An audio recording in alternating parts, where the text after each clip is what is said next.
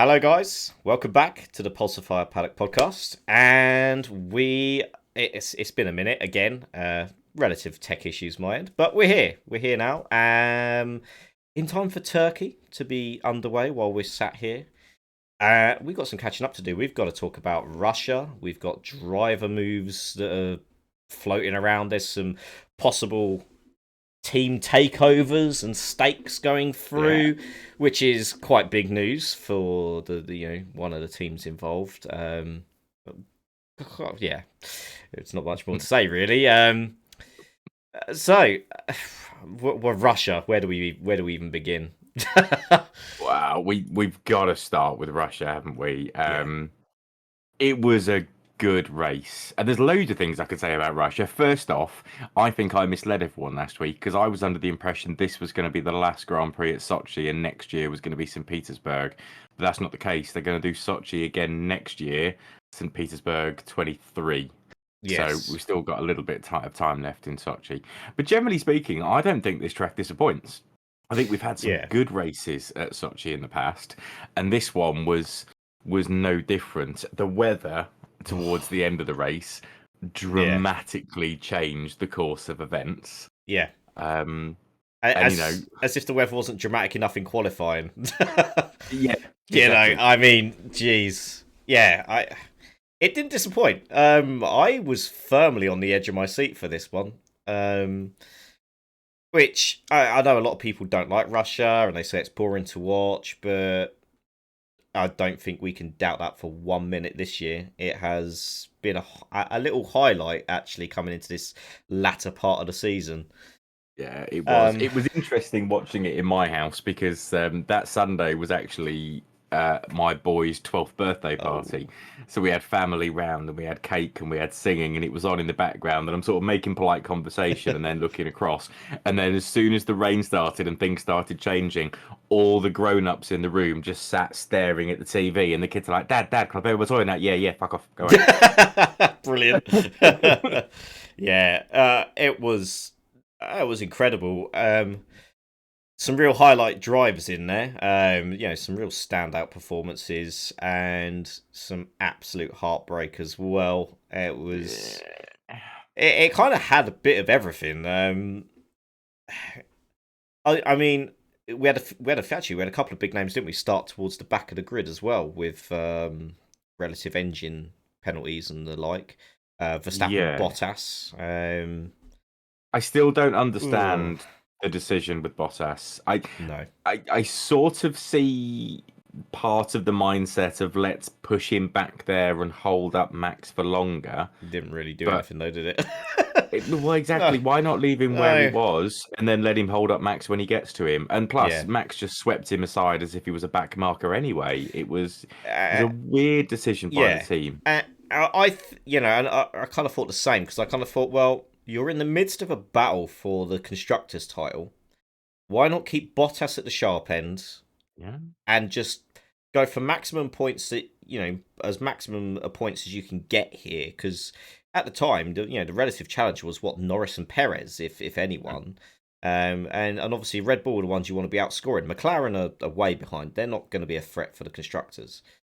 Mm. And then they decided to, I guess, play the card in a sense of, well, we've also got Hamilton to think about. Let's try and safeguard Hamilton. And it didn't really work because, there wasn't really any defence from Bottas when Verstappen came up on him. He just kind of yeah, bye. He didn't even change line. He didn't take the No, defensive line to the corner. He just stuck to the racing line and was like, "Oh yeah, all right, bye Max, see yeah, ya." just It, cheerio. just bizarre, absolutely bizarre. He's, I I mean, suppose if nothing else, it gives him yeah. more engine parts or another engine later on in the season, which Mm, clearly is going to be a risk, particularly defending yeah, against Max, who has that extra engine now. But yeah. even so, No, it, I, it's a shame that engines are starting to maybe interfere with this great title battle that we've got going on. It's a bit of a shame. But in the same sense, though, Red Bull have taken their penalty and did very well, to be honest. yeah, Verstappen actually did quite a good job of that. because usually I don't know. I just think Max is a little bit of too much of a hothead sometimes, but he actually handled that quite well. Me too, but I minded that the weather played a huge part Yeah, in that because he was running, I want to say fifth yeah, he was. He was before the fifth. weather changed, and I don't think he would have made it any further up the No, grid than that. But he was in a position where he could throw the dice and yeah. make that call to come in early, and it absolutely paid off for him. P2 from the back of the grid. I think Lewis has done that and Seb's done that. I can't Mm. think of many other drivers that have. No. It'll be going back a while if we did have one. Rubens Barrichello for his first race win, 2001.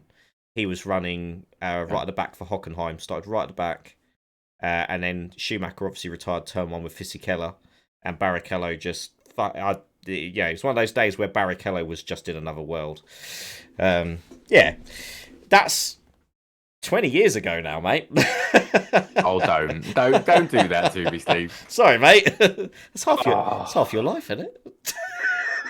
yeah, basically. Yeah, it is. Yeah. But Oh, Jesus. But come on, yeah, listen, we can't skirt around no, the we can't issue go around anymore. it. We have to say the words Lando And and Norris. Norris. Yeah. Oh, do you And, know what? After that incredible race at Monza, yeah. for him to go and stick it on pole was incredible, absolutely amazing. And he's really flourishing this year. He just is blossoming into this amazing driver. And the heartbreak of that weather was ultimately they were discussing it actually on the Sky Pad earlier today, which Martin Brundle was noticeably absent again. Um, Yeah. However, That's a lot this season. again, he's racing at some classics event he posted up on Instagram. Okay. So yeah, we're missing a bit of Brundle, but it they were talking about it on Skypad, and they were going through the analysis of how the teams were gauging the weather. And Mm. when you see Mercedes' take on it, Mercedes' take was it's going to get heavier. We're going to box now. Like, Hamilton, you need to come in. Because obviously Hamilton initially ignored his first call to come in because he was saying, well, Lando's right in front of me. I'm not going to, just give this up. But then the team were absolutely adamant of, we've reassessed the data. It's going to rain. Whereas McLaren kind of left it in Lando's sort of quarters to say, we think it's going to stay steady. What do you think? It kind of opened him up to a bit of inexperience as well because he's not really had that drastic change like that before. Um, it was heartbreaking because it ended up obviously being the wrong decision to stay out. Had the rain not got worse, we would be sitting here going, "What a tactical genius!" Yeah. We'd be saying it's a remarkable decision. And I think it annoys me again. There's some contingents of fans out there that have been very harsh to Lando on social media, saying that you're not Okay. as good as you think you are, and all this kind of stuff, and it's just unneeded stuff. They're not true fans, you know. No, they're not. I It, haven't seen that. I'm glad I yeah, haven't as well because that's unnecessary and uncalled for because we forget, he's 21 years yeah. old. And I mean, I didn't know you when you were 21. I'm I not was sure what you were like. I was not the I most was an mature absolute person. no, I was an absolute bellend at 21. Yeah, I was living my life and doing what I wanted, and to hell with everybody else. Not only, yes, I'm sure there were things that I was equally as skilled at that Lando is as driving a car. It's just mine might have been cross stitch or something ridiculous. But I certainly didn't have the mental fortitude and maturity to be able to drive like that and frankly carry the weight of a team and their hmm, expectations on my shoulders. yeah. That's a lot of responsibility for a 21-year-old lad. And he does an amazing job with it, particularly for someone who wears his heart on his sleeves. The emotions run deep in Lando. Yeah. You could see in the post-race interviews that there'd been tears. No two Well, ways about it. if I don't know if you saw much of the kind of closing race footage, but there was Some some of it. footage actually released. Lando pulling the car. This is after the race has finished, and he's driven the car around for the in lap. He comes into the sort of pit box, Parc Ferme area, stops, and you can just see him. He just looks like from the onboard T cam, he's in the car and he just sits there, and you can tell, just by how the slight movements and stuff, he's having a bit of a cry to himself. because every driver dreams of that first moment where you take your first victory in Formula One. And it would have been a fucking dream, let's be honest. We would have all been going crazy for it. And rightly so. And, he still, he still took home some points. Obviously, it's no consolation. But I think what's really a testament to Lando is how he's handled it since. And how he's taken it on the chin. He's had his time to deal with the emotions and stuff away from the track. And he's come here now to Turkey, and in all the interviews and everything else and all that, he's just like the way he's handling it and everything else is just fucking brilliant. Like, there's some drivers who wouldn't be as graceful. I think. I think that's fair to say. No, no, absolutely, and it was a stunning drive until that point. It was. I mean, I think my prediction was I said Carlos Sainz would fall back. It would either be between Norris or Lewis for the win. Outside chance I would give Valtteri Bottas. Well, the outside chance fell apart quickly as he plummeted backwards. Sainz took the lead. He did. But it was clear it wasn't going to last long, and he started he pitted very early, far too early. Yeah, that was a weird call by Ferrari. It was. They never really... There wasn't much said about why they pitted him so early, to be honest. That was just bizarre, because if he had carried on a bit longer, he probably would have been in a better position. But, they made their call, and it obviously ended up screwing him out of, a bit of a higher chance. No, absolutely. But Lewis did did make it very clear that had the weather not have changed, he wouldn't have caught Lando. Lando was driving a flawless race up until that point. Yeah. Spoiler alert, when we get to the point where we talk about our usual scorings, I'm going to be predicting a really high score for Lando, because up until that mistake of not hitting when everyone else did, it was a great drive. Yeah, it was. I just wanted to loop back very quickly. I had to Google it just to get to sense check that I was right with some of these things. Yeah, because we talked about getting that first win. Yes. There are some amazing drivers that have only ever won one Grand Prix. Jean Alesi. Jean Alesi. I'm going with Jean Alesi. Top of the list. Yeah. He's got to be top of the list. But then also you've got Francois Sever, Jochen Mass, also only won the one Grand Prix. Of course, Robert Kubica only won the one at Canada. And also, I've forgotten, Jarno Trulli only won once. One hit one. And he actually got... So he took his first win for Renault and then ended up getting fired in the same season by the team. How does that fucking happen? Yeah. But, there was... now, actually, while you brought up Jarno Trulli, there was some discussion today. And Ted Kravitz... Ted Kravitz and... God, who was it in the commentary box? One of the guys for In Practice. This is free practice coverage yesterday.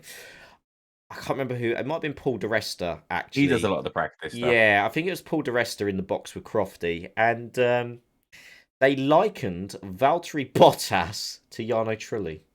An interesting comparison, because I would say. Yeah, basically saying that, Bottas always looks sharp over a quick lap, but in the races he has a tendency to fade away, which, let's be honest with Trulli, there was the whole Trulli train meme that did exist for quite some time. Yeah. But I would still say Bottas is a better driver than Trulli. I think that's being very harsh to Bottas. Yeah, I would tend to agree with you. And you could throw around lots of different terms to describe this. Certainly in some of our sim racing we've seen this, where someone can be blindingly fast over one lap and put it on pole or very close to. You know who I'm talking about here, don't you, mostly? But then the racecraft is completely missing. And then suddenly when you're too wide into a corner, it all goes Pete Song. Yeah, as we Trulli found out. reminded me a little bit about that. He had the pace, he could drive the car. He could drive the car impeccably. But the racecraft of Jarno Trulli perhaps wasn't as good as some of his peers. Yeah, the sort of overall race pace just was never a strong point for him. There was obviously flashes for him, but I would say Bottas has had a better showing than that. Because let's not forget, Trulli was in a race-winning car. I mean, Fernando was winning races and the like, and he only pulled one out of the bag at Monaco. Yeah. But But there are some great drivers that have yeah, only ever won one. So, Olivier Panis was a good driver. I don't know if I'd call him he a great was driver. he was a He, solid runner. Do you know? No, do you know what? I actually defend Panis here. He here we was go. looking like a really great driver until he smashed his legs up. Because let's not forget when he smashed his legs up in was it the Ligier he was running in when he had that accident and he was out for the rest of the season. I don't know who replaced him in the end, but he was actually third in the driver's standings up until that point in a fucking Ligier. So, and then when he came back, he wasn't. He was. It's one of those things. It just some accidents affect people different ways. He just wasn't as sharp as he was before the accident. Well, But we've said the same about Johnny yeah, Herbert and Martin Martin Brundle. Brundle. Not that they were bad Mm. drivers by any stretch of the imagination, but how far could they have gone, Yeah. or how much further could they have gone in their I, career had they have not had I that accident? I know we've gone off on a tangent, but I will say there is one driver that really stands out to me as having a horrific accident, but then coming back even stronger. Mika Hakkinen, because Which, he had that god awful accident at Adelaide when he's one of his first seasons with McLaren, where his head hit the steering wheel, smashed him up, and he came okay. back. He came back after that, and obviously then went on to become eventually a two-time world champion, and probably Schumacher's greatest adversary. Yeah, I undoubtedly, we were he was treated the to some greatest great adversary. battles. See, interestingly, I don't Do remember you that not? weekend Yeah, accident. it's when the McLarens were running the red and white Marlboro liveries.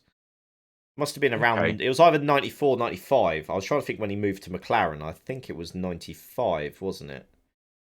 Because I think didn't they? No, Was it not 90? Mika took over from Senna, didn't he, in '94? Oh, he might have done actually. Yeah, so it's going to be 94 then. It's going to be the first season that he was with McLaren. I'm sure. Sure, it's the first Yeah, season. because I'm sure he had the number 8 on his car, and Ah, Senna right, yeah. was racing against him, wasn't he? Mm. Mika Hakkinen, Team Lotus, Marlboro McLaren '93. Oh wow, that early? Fuck hell. Okay, all right.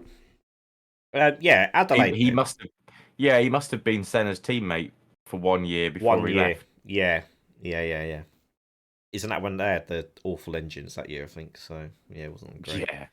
thing, but yeah. Anyway, he had a horrific accident at Adelaide and actually came back pretty strong. But then he Yeah. was an amazing driver. So Yeah, you know, but is an amazing driver. still is. Yeah, I reckon you put him behind the wheel now, he'll still go out and show you a thing or two. Oh God, yeah. You know, Sisu, Sisu. That's what he used to say. but yeah, I don't know. Bringing it back to obviously the Russian Grand Prix as well. I can't actually Hmm, remember. George Russell obviously picked up another point. We did say he'd go backwards in the race, he did. but He wasn't going to finish P3. once he got back into the midfield though, he held his own and brings home another point for Williams. Which, let's be honest, for Williams is all vital points prize money. Mm. You know, and was that now? Four was that 4 or 5 points finishes in the last 6 races, something like that. I think it's 5 in 6. 5 and 6.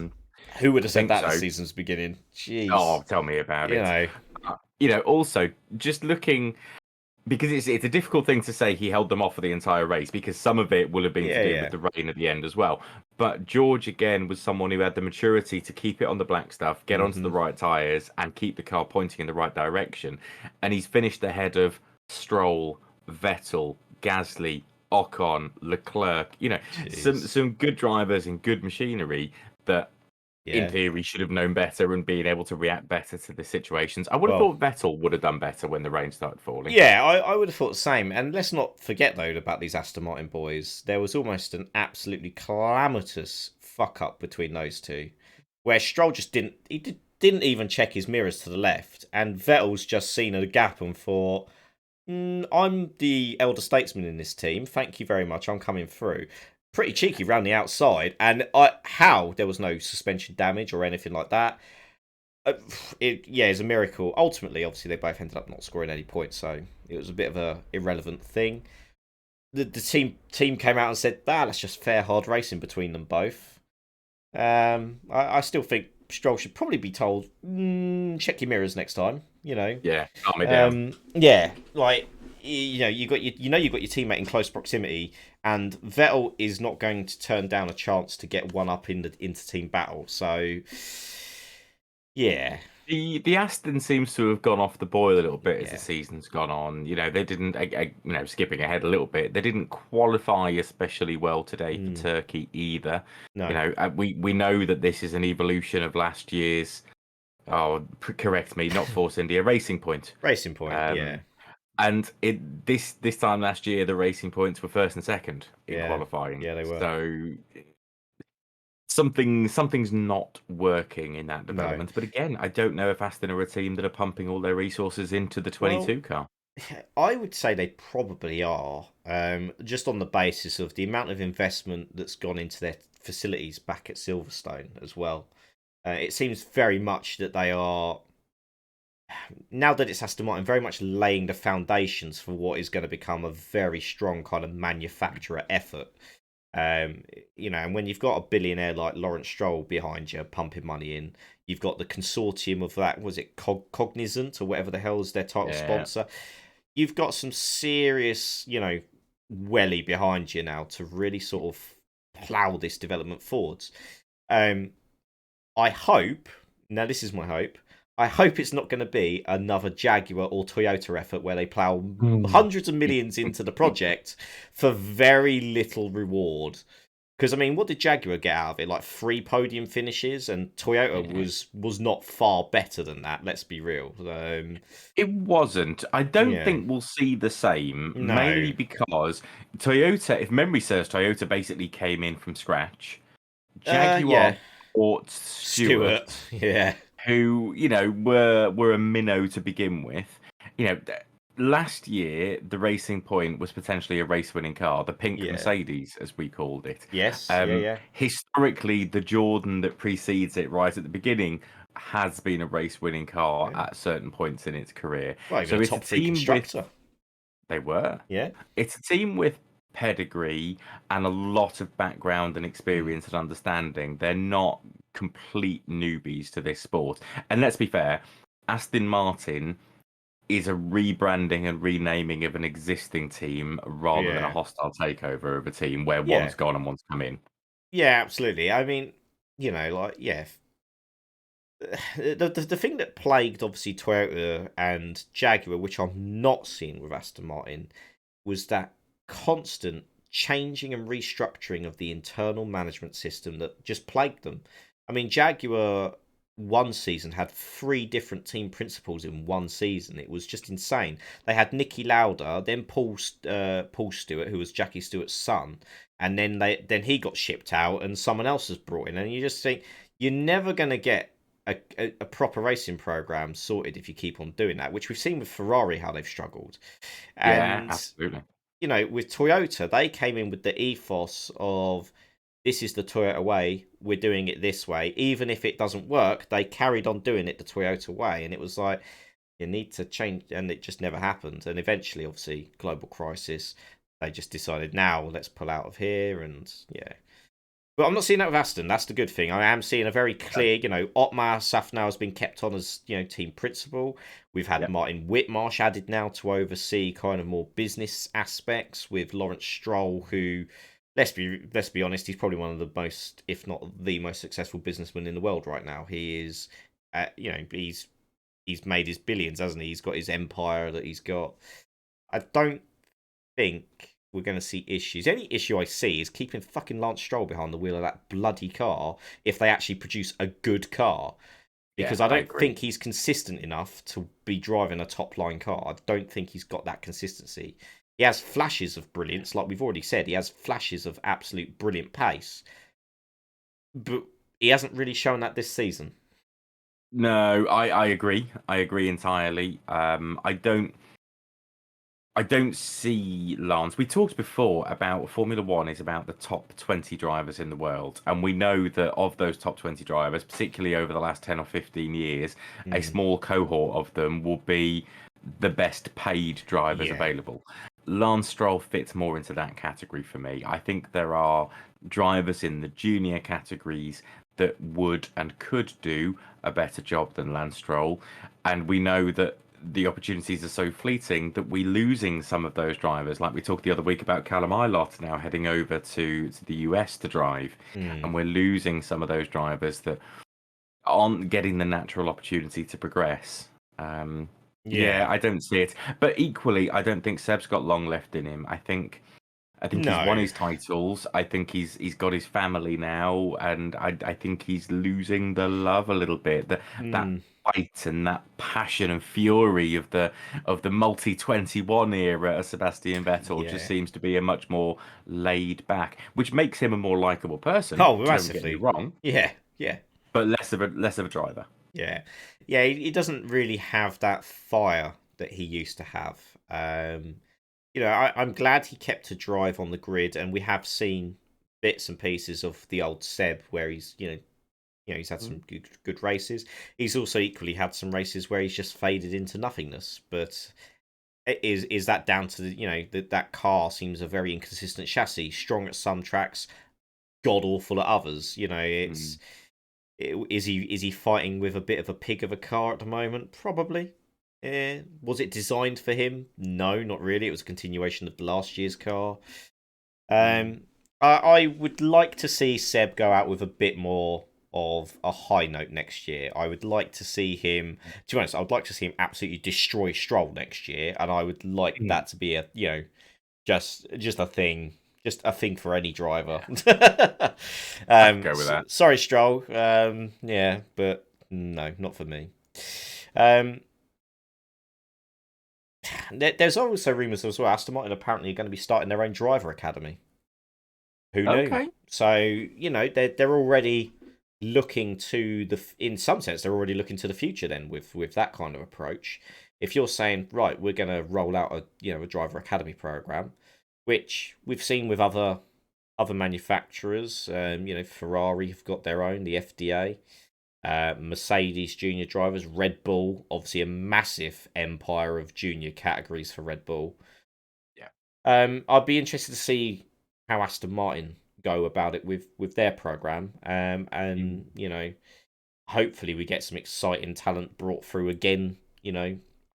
That really sort of has a proper shot at getting into Formula One, because a lot of these driver programs, yeah, they're great at boosting you all the way up to sort of Formula Two, but it's that next step that's the problem. Let me say something which might lead us into another conversation, Oh, which I think you might have some opinions on. yeah, okay, If you look at the driver academies, they are from the major teams yeah, and usually the manufacturer teams. Red Bull sort of, belie that a little bit by being yeah, the outlier, but they are a major they team are a and they major are team. now developing their own engine, albeit Honda's intellectual property that they now own. Yeah, Aston Martin are a Mercedes customer. yes, So the argument would be is why don't you put some funding or resource into an established drivers academy like the Mercedes Driver Academy? The other side to that is if you're a team that's now rebranded Racing Point to Aston Martin, you're now coming up with your own driver academy, proving that you're here for the long haul. We know that the cost to produce an engine in Formula One is significant. So coming up with now an Aston Martin powered car is yeah, unlikely. But we also know that regulations have been changed to drop, let me get this right, to drop the MGU-H yes, the from hybrid engines. element, yeah, Yeah. which Which makes things cheaper to develop. We yes, know that Porsche, Volkswagen, except Audi are thinking about getting in. they're sort of sitting there thinking, this is good for us. It Could that fits open the more. door to Well, Aston Martin you to develop see, their own? it could. You see what I find interesting with this whole engine talk, because we've not really talked too much about the engine side of things. But what I find interesting about this sudden development, because let's not forget, this was the direction F1 was going in to become more environmentally friendly, more Hmm. economical, and they were really emphasizing this hybrid element of the engines. Yeah. To now suddenly go, we're not going to have the hybrid element. We're going to keep the MGUK, the kinetic side of things, but we're not Yes. going to have the hybrid. Is that a backward step for Formula One? No. I don't think so. I don't think so. So, I had a really long conversation with someone on the internet the other day where Hmm. they were talking about all these wonderful ideas about how you can get more energy into a car. But we know, it's physics. You Yeah, can't get more energy out of something than you put but in. into it. Yeah. The idea of the MGUH is it's collecting the wasted heat energy because Yes. an internal combustion engine creates a lot of heat and otherwise it's just being dissipated. But equally, the amount of energy you recover from recovering that heat, in theory, is displaced by the amount of weight that you have to carry and the extra energy and fuel Mm. required to carry that additional weight. That's So actually a good there is a point. tipping point in Yeah. there somewhere. Yeah. I'm not convinced the MGUH really adds any value, Mm. but it does add complexity and risk. I mean, I know from owning a turbocharger, an older turbocharged car, that all it takes is one little bit of metal somewhere to get into the turbo, and suddenly it's spitting it out everywhere in the engine, and you're dropping your bottom end out, and you need a new turbo as well. So by having an MGUH, if that breaks or if that fails down, if it takes anything else of the internal combustion engine or kinetic recovery system with it, you get a whole rebuild and a lot more cost. Might be better to be without it. It's a fair point. Yeah, it was just. I would love to know sort of the reasoning and everything though, because obviously they made such a big push to go down this hybrid route, and now obviously they're deciding this isn't necessarily working out. Um, there's There'll be certain hybrids. yeah. It's so for F1, has hybrid really been a beneficial thing? I think the advancements in the technology has been amazing, but it's kind of we've now got these big, bulky, heavy cars, and I don't know whether I'm clinging on to the golden days for me personally, but I loved the sort of skittish, lighter weight V10 cars that were difficult to control and wrestle around a racetrack. When you used to go onto an onboard and they were always like furiously fighting the wheel through the corners and stuff. That was cool. That was exciting. Are we going to see? Obviously, I know we've got the technical regulation change next year, and then the Yeah, engine changes when they say in 2026. Is that? it's That's around it's then. around then, Yeah. isn't it? So if you say engines change 2026, are we going to stick with the current technical regulations, or are we going to see another change to accommodate the different size in engines? What kind of what There'll be a kind lot of of changes. yeah.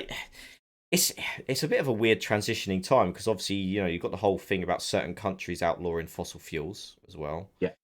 So You so not necessarily outlawing fossil fuels, but the outlawing sale of new cars engines that with rely entirely on it. So, because yeah this is something I think people get confused about with the UK laws, because I'm sure we had said yeah 2035, and now we're saying either 30 or 32. so it's But the now ruling 30 is, apparently.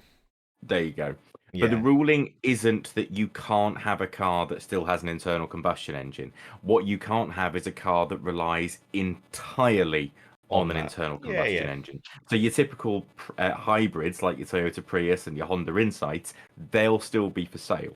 Everything else will move to alternative Mm. fuels. I mean, I could get on my high horse about this for hours. My ultimate rule when it comes to this sort of stuff is moving to an electric vehicle is not more economically friendly no matter which way you cut it. You are still using the same amount of energy to travel in an electric vehicle. Arguably, electric vehicles are less efficient in that way, but you're still using the same amount of energy. What people argue is, yes, but I'm not spitting anything out the back of my car. That's true. In central London, you're not spitting fumes out the back of your car. But the power station 250 miles away that's spitting it out into the countryside and still damaging the environment, that's still working. And it is sending the electricity via wires to your charging point where you charge your Hmm. car. As we know, the longer something has to travel, the more energy is Yeah. lost through sound energy, through noise and heat energy, Yep. you name it. Ironically, the internal combustion engine is the most efficient way of powering a car because you're creating the power at the source where you need it. Therefore, it is minimal losses. Creating it 250 miles away or in France and importing Yeah, it, as yeah. we know UK do a We lot, do. We do. is incredibly wasteful in that Yeah, yeah. respect. So it's it's carbon displacement rather than carbon neutral. You're still using and burning the same amount of fossil fuels that you always would have done had you have put dinosaurs in your car. You're just burning them elsewhere. So yeah, I have Yeah. a massive high horse rant when it No, comes to this sort I, of stuff. I do agree. I do agree because well, I think I touched on it before, but we're not in the position where we can even power our own homes ourselves, let alone the extra stress of charging everyone's vehicle on top. Because let's not forget, like, what was it, a month ago now, 2 months ago, we've had to reopen two coal power plants to cover the deficit in electricity. That's coal.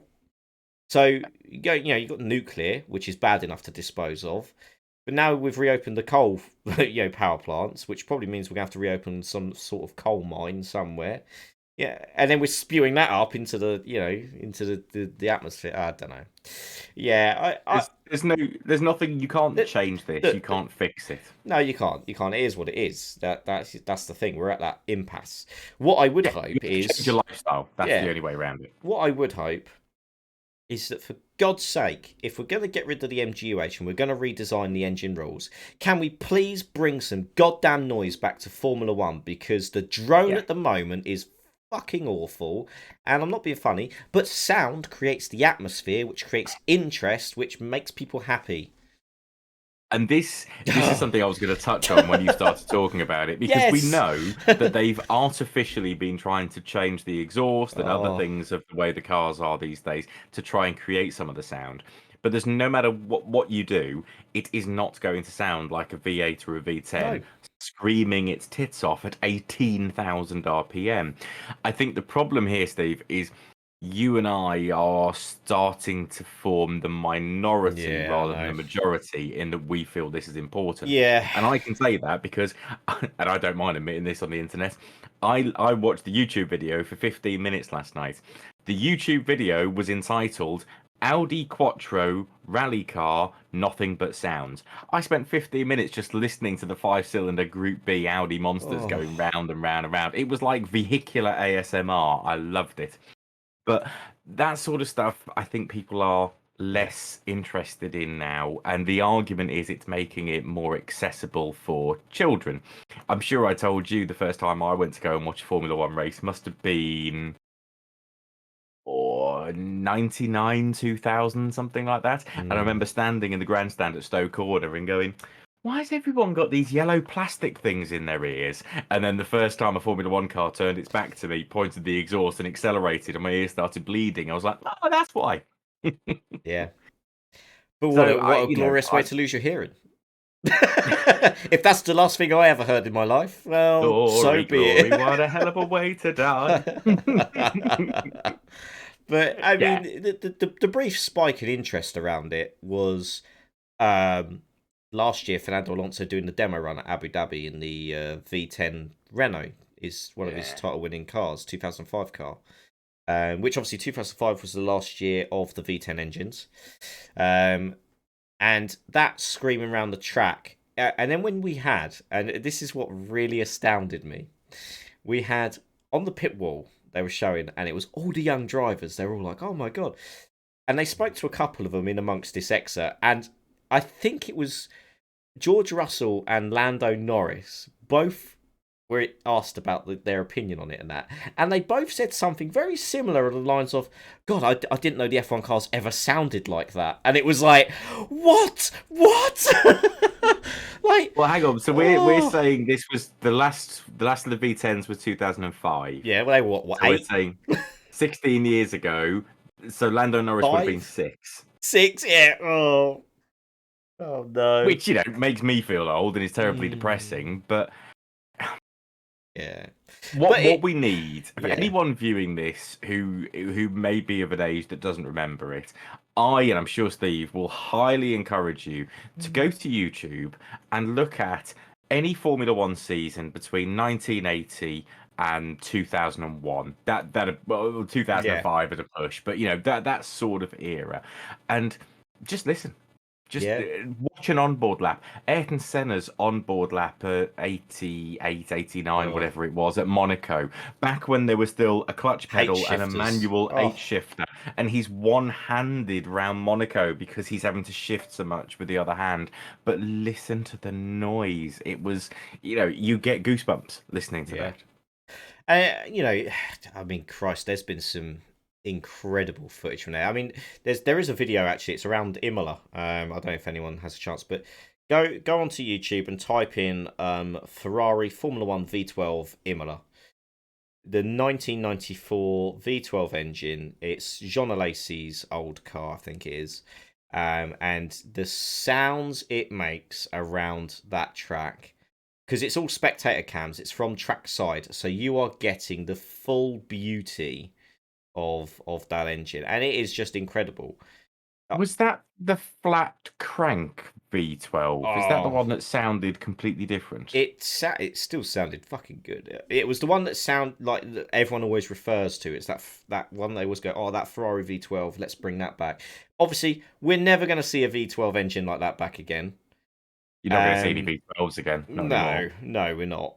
That was a different time and era, but I am glad that they have still preserved a working example of that car, because every now and again we need to be reminded of where we've come from.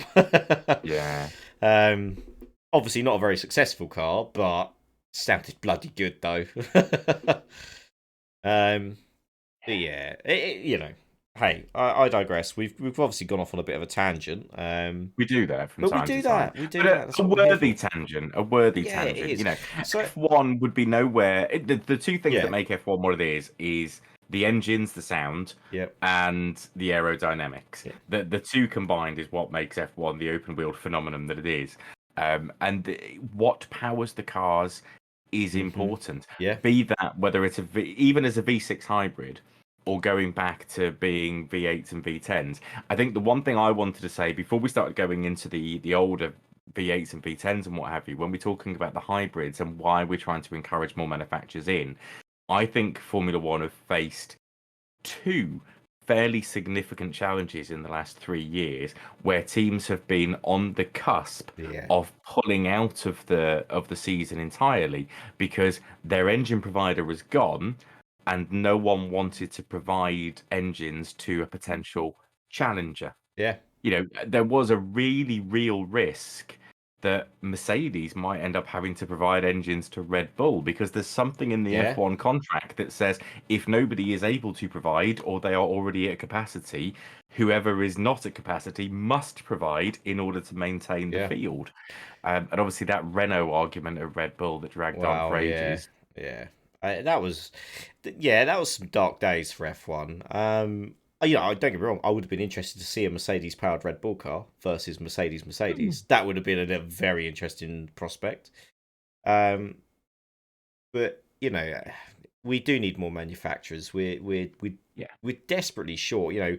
Honda. I know Honda have just signed an agreement that they're now, rather than being a fully fledged engine manufacturer, they've apparently agreed an extension to collaborate with Red Bull. So Yeah. so now they are keeping some sort of foot in the door, which is good for Red Bull because obviously this is their infancy now of taking on that engine and developing it. Having some Mm. experts from Honda who have obviously got the engine to a decent state, staying on board and guiding them with that.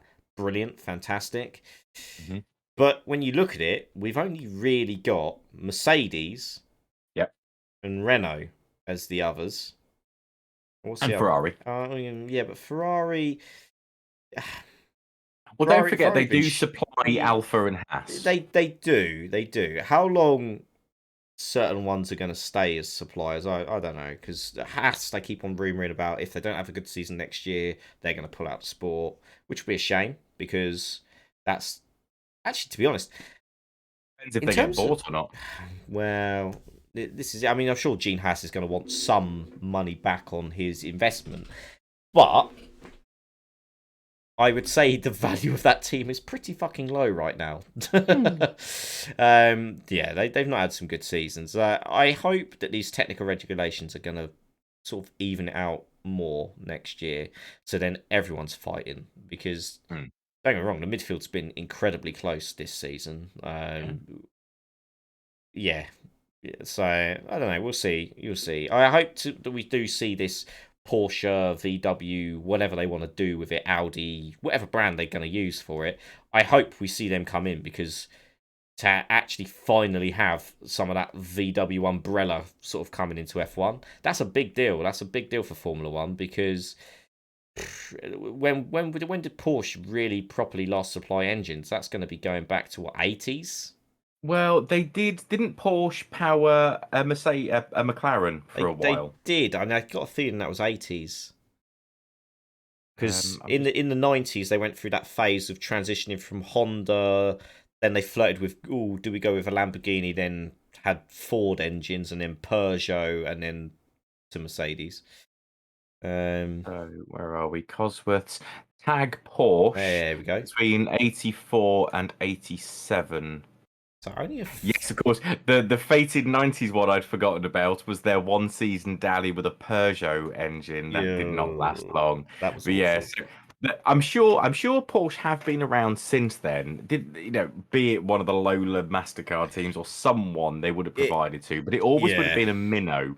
McLaren and Porsche was the only big one that I remember. And in fairness, that Porsche that was a V6 turbo. yeah yeah. So in 1984, well, they took the engine halfway through 1983. They started 83 with a DVF Cosworth and changed to the Porsche. So in DVF. 1984, with that Porsche, Niki Lauda gave them the title. Wow. In 85, with that Porsche, Alain Prost gave them the title. And then they were second in the constructors in 86 and 87. So as pairings go, didn't go badly. Didn't go badly. Well, I mean, let's be honest though. Porsche are experts in V6 engines. You know, you only have to look at their 911s, and they're all V6s. And they do a lot in hybrids these days as well. The a lot of the new Cayennes are coming out in hybrids. They've Yeah. got the fully electric Well, I mean, Taycan, I think it yeah. is. I mean, most of that was developed with their sort of Le Mans project, the 919 hybrid, which let's not forget that was a very successful world endurance car. You know, Yeah. hugely successful. Um, So than a Formula One car in its special trim. well, exactly. Yeah. So they've got that. I mean, Porsche, you know, renowned in motorsport. If anyone out of that branch of brand names under VW could do it, I would say the specialty lies more with Porsche. Um, you know, Yeah, I think the problem is from a Volkswagen perspective, because we know we talk about mm, Volkswagen Audi group, but it's Volkswagen, it's Audi, it's yeah, Porsche, it's it's Lamborghini. Bugatti. Is Bugatti Yeah, under that? Bugatti, Yeah. Lamborghini. Yeah. Um, Seat, Skoda. So we're not likely to see a Skoda. Seat would be an outside choice because it's the sporty brand, but I doubt it. I suspect you're going to see it's either going to be Volkswagen, it's going to be Audi, or it's going to be Porsche. Yeah.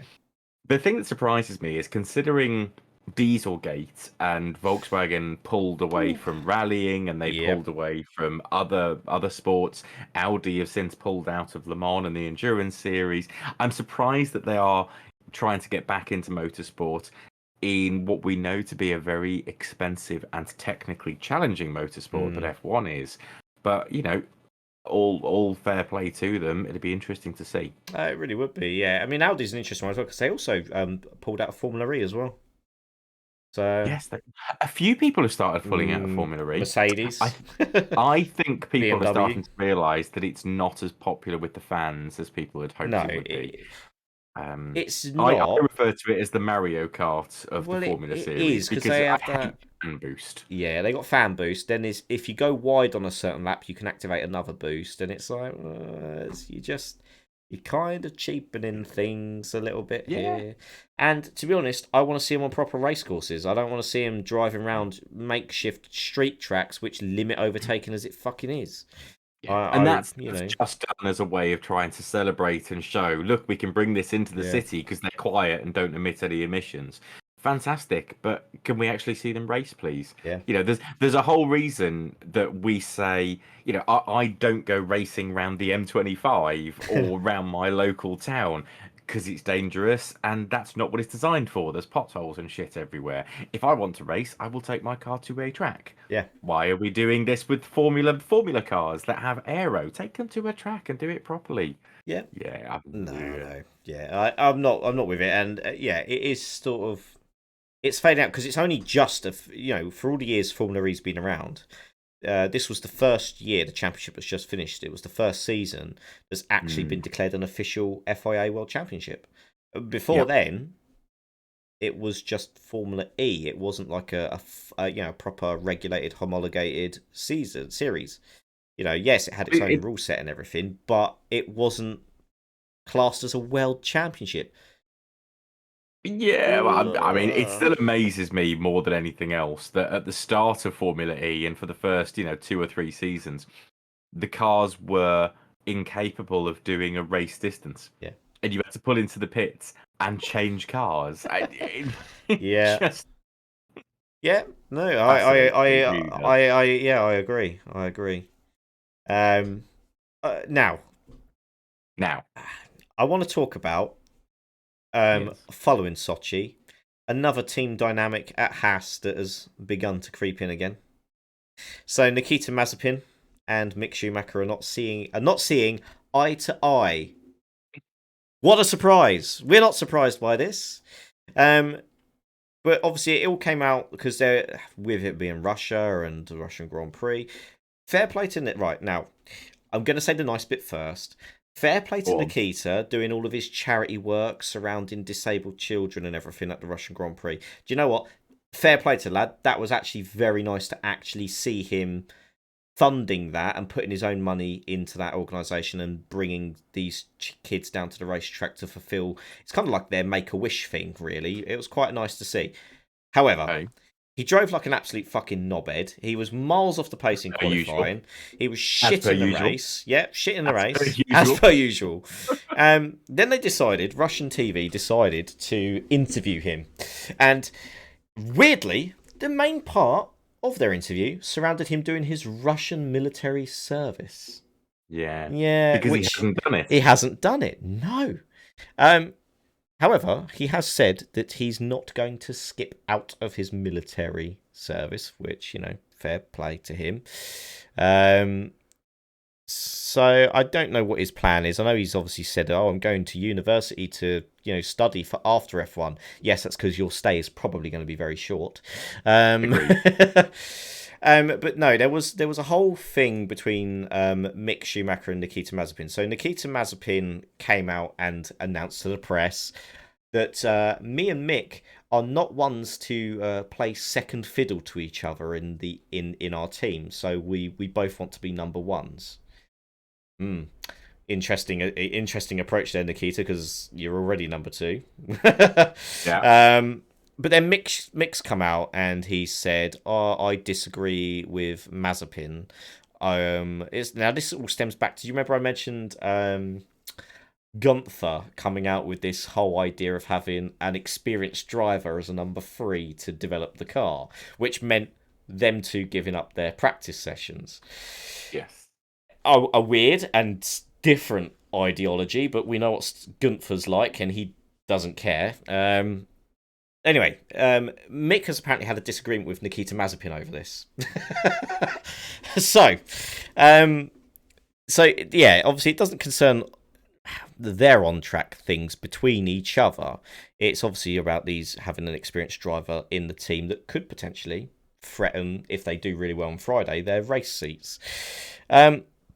Mazepin apparently has told Gunther he welcomes the idea and would greatly learn from this. And if it's something about if it means they can develop the car to show his true potential. We've already seen it. It usually revolves in spinning around unnecessarily. Mick Schumacher, though, has said it's not necessary and the team should have more faith in both of them to develop the car to their driving styles rather than a third wheel that could complicate matters. Okay. Quite outspoken for a young driver in his first F1 season. It is.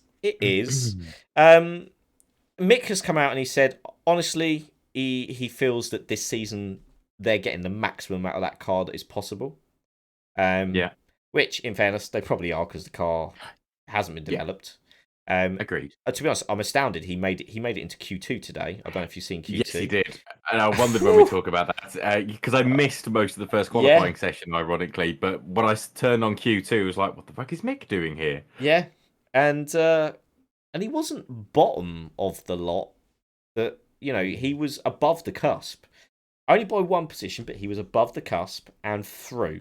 And Yeah. they did obviously Q2 again, and then he was above the was it Science didn't actually do a proper timed lap. He just went out there to be a he gave Leclerc some slipstream down the back straight thing Yeah, down to where Webber and Vettel had their accident. I can't think what turn that is. Turn 14, something like something like that. that. But yeah, so what's that? That's going to be like P14 or P15 on the grid. That's for that car. That is really good. And I agree. I think JB was in the commentary box today, and even he said that's a really good showing from Mick. That's a strong, strong showing. Whilst I don't know how far off Mazepin was in terms of pace. Well, I've got it open in front of me. So mix qualifying time. Let's be fair. Let's do it session by Yeah, session where let's the do track Q. is the Let's do same. Q1. Yeah. So in Q1, Mick's fastest lap was a 1:25.555. Not bad. Nikita Mazepin's fastest time was a What? 1:28.449. So we are talking about almost a Oh, full 3 seconds. oh no, it's happened again. That's a Oh, gulf. That is an absolute gulf. He was a second off of Kimi Raikkonen, who came 19th for the yeah, 1:27.5. But to be 3 seconds, to be half a second away from the next car in front, that's Formula One. Half a yeah, second, yeah. well, half a second's a blink of an eye. But your This, that, and the teammate, other. To be 3 seconds away from your teammates in identical machinery, not for the first time, is poor. And Nikita can say everything he wants about he wants a car to be able to show his true potential, this, that, and the other. That only rings true if you're able to equal or better your colleague in identical machinery. We saw this years ago. People always say Lewis Hamilton's winning because he's in the best car. Ayrton Senna won everything because he was in the best car. Michael Schumacher won everything because he was in the best car. There is, again, guys, go and YouTube this. Ayrton Senna and all the F1 drivers did a race in Mercedes 190E oh Cosworths. yes, yes. And because Senna was Senna, he did it in leather loafers as well, not even proper It shoes. was so good. And he was leaps and bounds ahead of every other driver on the field. In equal machinery, he'd still managed to beat them. The cream will always rise to the top, regardless of what you do to them. What we are seeing here categorically is that Mick was faster than 6 cars today in shit machinery that we know is not very good, yet Mazepin couldn't do anything and he was bottom of the pile. Yeah, I That mean, says something to me. and the same happened at Russia. We've just spoken about Russia, and we mentioned this in the last one because he was ridiculously off the pace in Russia. Like, it was more off the pace in Russia, He was and outside the uh, 107% yeah, time. yeah, he was. And what worried me more with the Russia one, and it seems to have continued here at Turkey, is one, that deference to difference to your teammate. That's huge. So it's a Grand Canyon. It's a chasm. You know, but even at Russia, when the track was at its driest in the session, and Nikita was the last car to do a timed lap in clear air, he still couldn't better his lap time from earlier in the session despite the better conditions. Exactly. And the gap, I'm just double checking what the gap was. The gap was 4 seconds Yeah. at Russia. So we had 4 seconds, now 3 seconds. That's shocking. I'm sorry. That is actually. Do you know what? That's actually disgusting.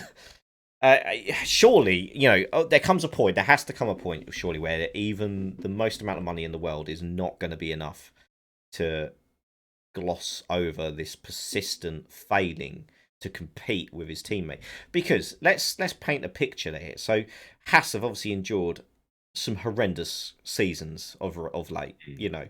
They started with that beautiful dream first season. They had a really strong Oh, second season, they were and bob on the first year. incredible. And then the second season, they still were there or thereabouts. And then from there, it's been a landslide. A really big landslide.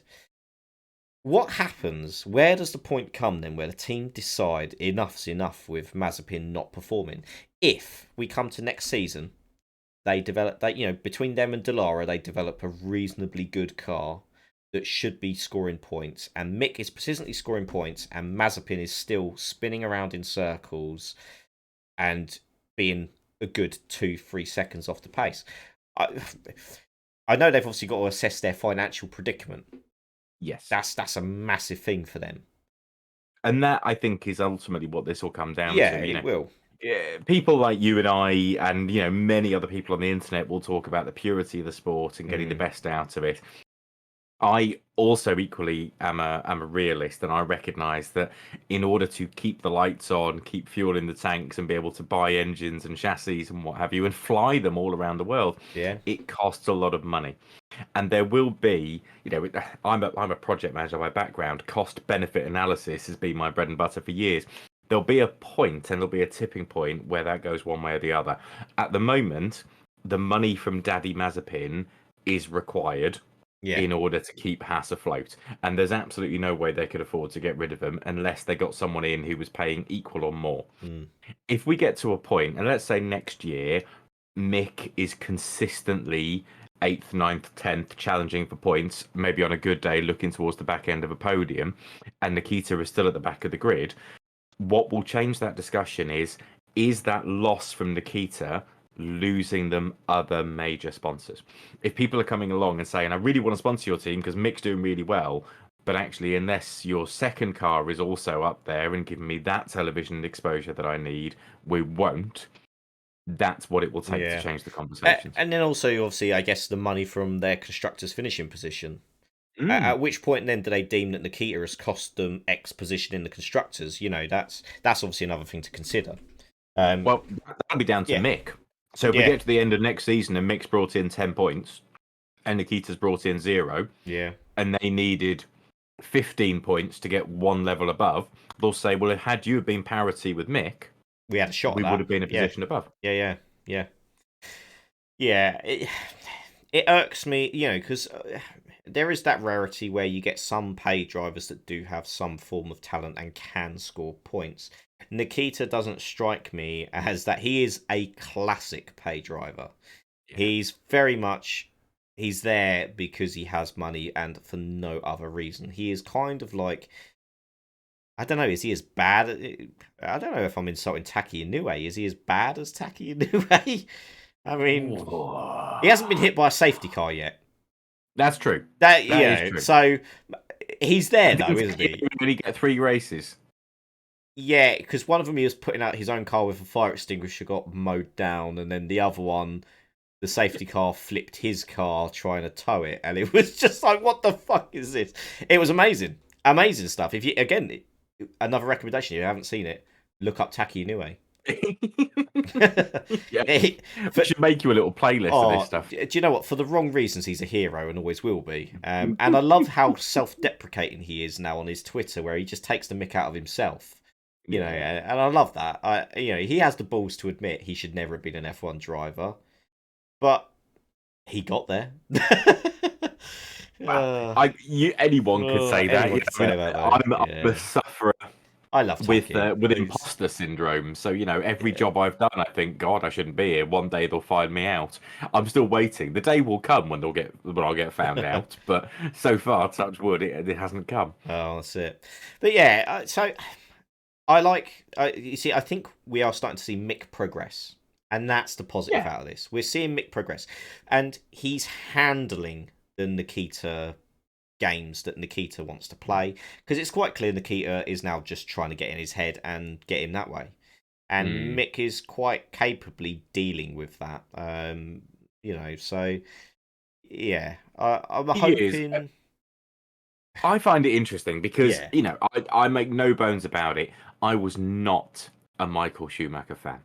No. Part of being British, Yeah. seeing Damon Hill have the opportunity and Schumacher take him out, then seeing him do the same to Jack Villeneuve the following season, and the occasional bits of dirtiness. Even when he came Monaco. back and nearly murdered Rubens Barrichello, Oh, you know, yeah. there were so many things that made me not particularly like Michael Schumacher as a racer. I was not a fan. He'll ultimately go down as one of the best in the world, and I can Yeah. appreciate some of the skill that he had, Yep. but I was never a fan.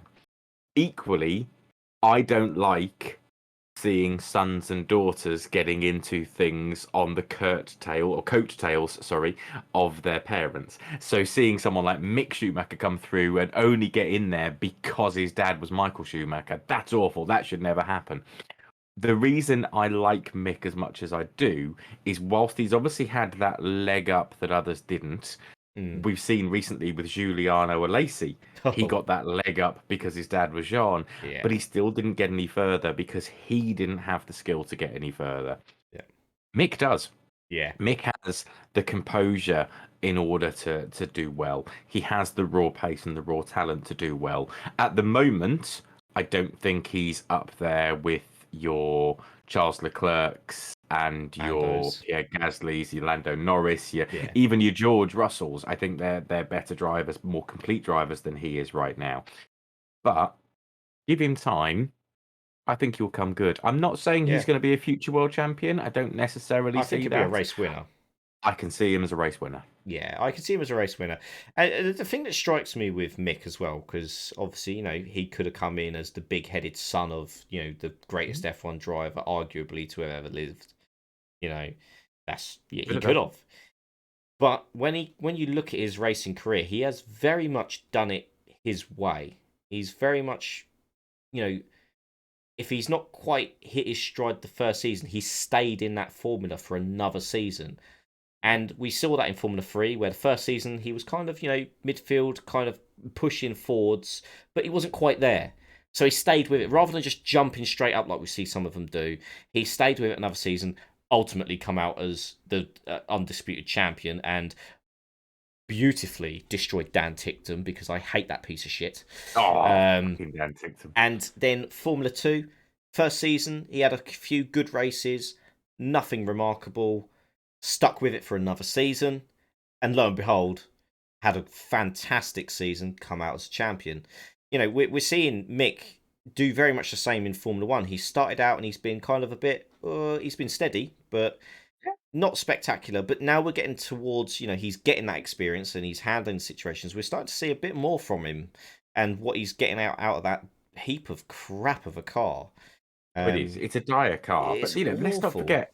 Think about how racy he looked at Hungary. Yeah, he He was up was. there dicing with people in Hungary, and he Yeah, brought that car home in 12th. yeah. So he was only 2 places off a points finish. And where was his teammate in Hungary? Let's check. Was he DNF? He was towards the back, or He was a he DNF. was He was DNF. he was a DNF from a collision on lap 3. Yes. So it wasn't the initial melee from the start that took out No, Bottas he and avoided Perez. that. Yes, yeah. Yeah, Yeah, but it was again, later. and Mick and the team, and we all knew that car is gonna drop backwards. But for a while, he was holding his own, and when cars were coming up to make that attempt to pass, he wasn't making it easy for them. He was playing it firm and fair, which the way he drove in that wheel to wheel battle, bearing in mind he's not had much of that this season. The way he drove there, I would have said he was a much more experienced driver than what he is because he handled it Absolutely. well and he gave them just enough room. And that's what I want to see from these wheel to wheel battles. I want it to be firm and fair, but just enough, just enough. And it was good. And then today, obviously, we see his probably what his best I would say that's his best qualifying performance. Oh, it must be. It must be. Without going back to check, I can't think when he would have qualified better than that. I think No, I'm it was sure definitely his best performance of he today. he did get into Q2 once before, but then he binned it on his one lap in Q2. And I can't think what race that was at. But again, he's shown today that in all this kind of muddled weather and stuff, if he keeps his head, he's capable of dragging that car into places it probably shouldn't be. Well, no, absolutely. But let's say so he's qualified 14th. Yeah, Let's say he holds 14th. We've seen plenty of races where there's been 4 retirements. yeah, we have. Um, all it would take, and equally, looking at the drivers that are above him, Sonoda seems to have developed a nasty habit of Crashing. plummeting backwards, like there's a parachute out the back of his Yeah. car. So we could see him going backwards. Sergio Perez has had a number of incidents where he's ended up at the back of the grid. Is We're getting Latifi? to the point Where did Latifi come in the end? 17th. Oh, he did drop out because I know initially he popped himself up there a bit, but yeah, okay. The thing is, as well, what we've got to remember is as well, Turkey is a blind downhill turn one that's quite tight. Well, we saw a lot of cars going Oh, off in qualifying where it was a bit unsighted, a bit slippy, yeah. and they'd get that snap. And we've seen a lot of cars over the years, just going back to like even like because this was Massa's territory, Turkey, very much Massa.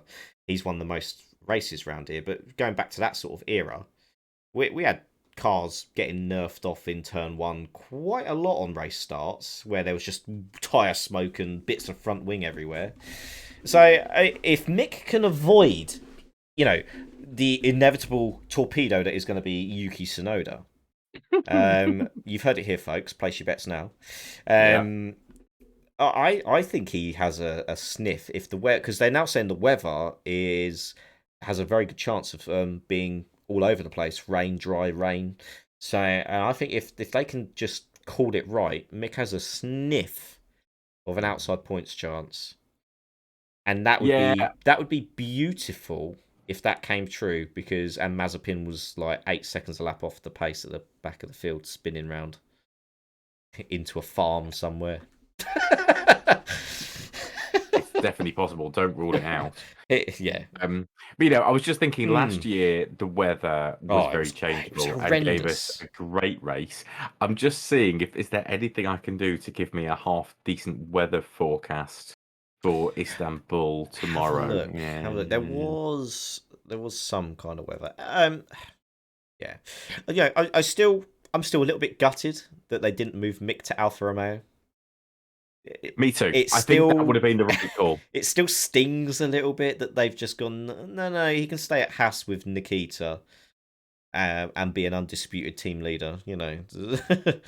Yeah. um, Actually, since I've moved on to the subject, while you look for the weather, obviously, Oh, so I have found it. It's oh, all saying cloudy around okay, 16 degrees. it's Not pretty any chilly firm actually. plan of rain. Yeah. It is chilly, considering where Turkey is.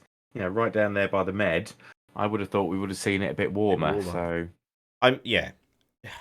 Whilst I've mentioned Alfa Romeo, obviously we all are well versed now that the one seat on the grid left is Alfa Romeo's seat.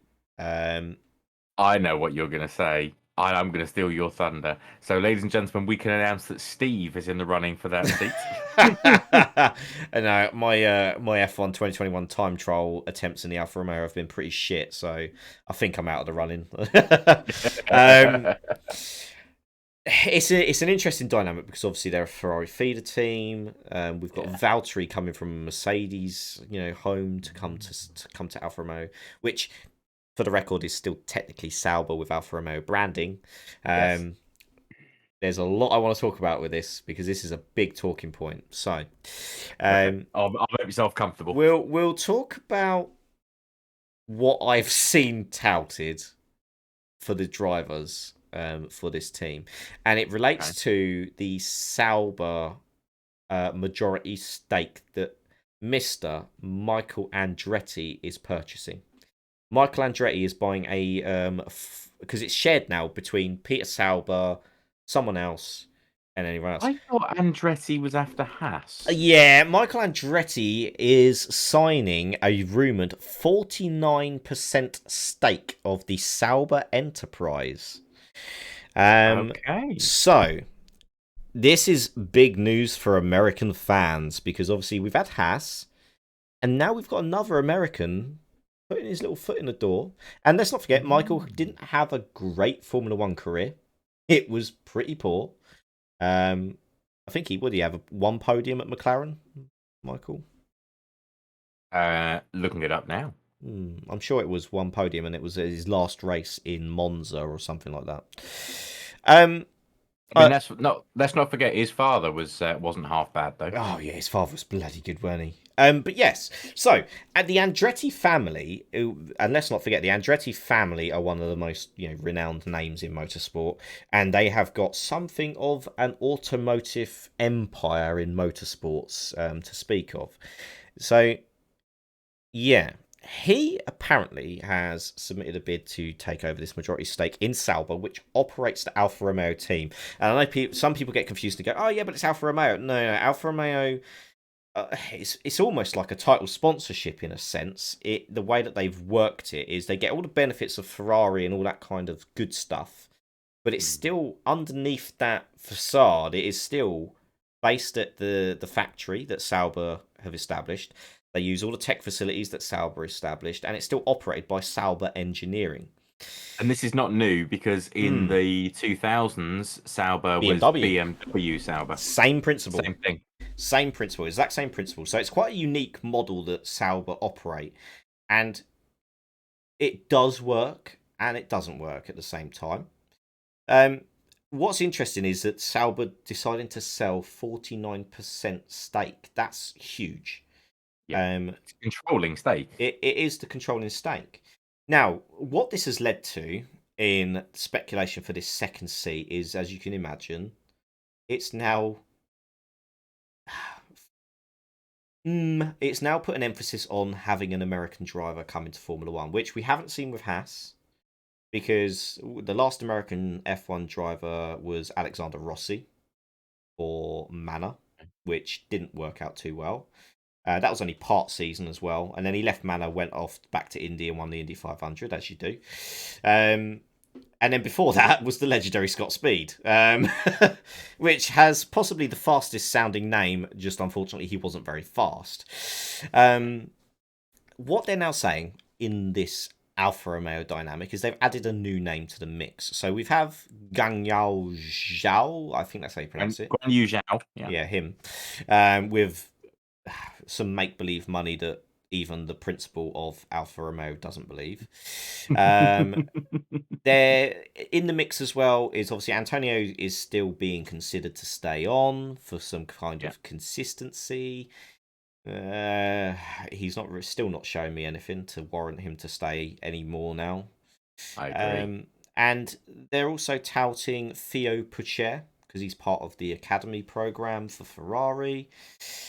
Okay. One name that now they've mentioned his name, stating that he's on the shortlist. However, he's not part of a driver academy and doesn't have the funding, and that is probably going to be your F2 champion, Oscar Piastri.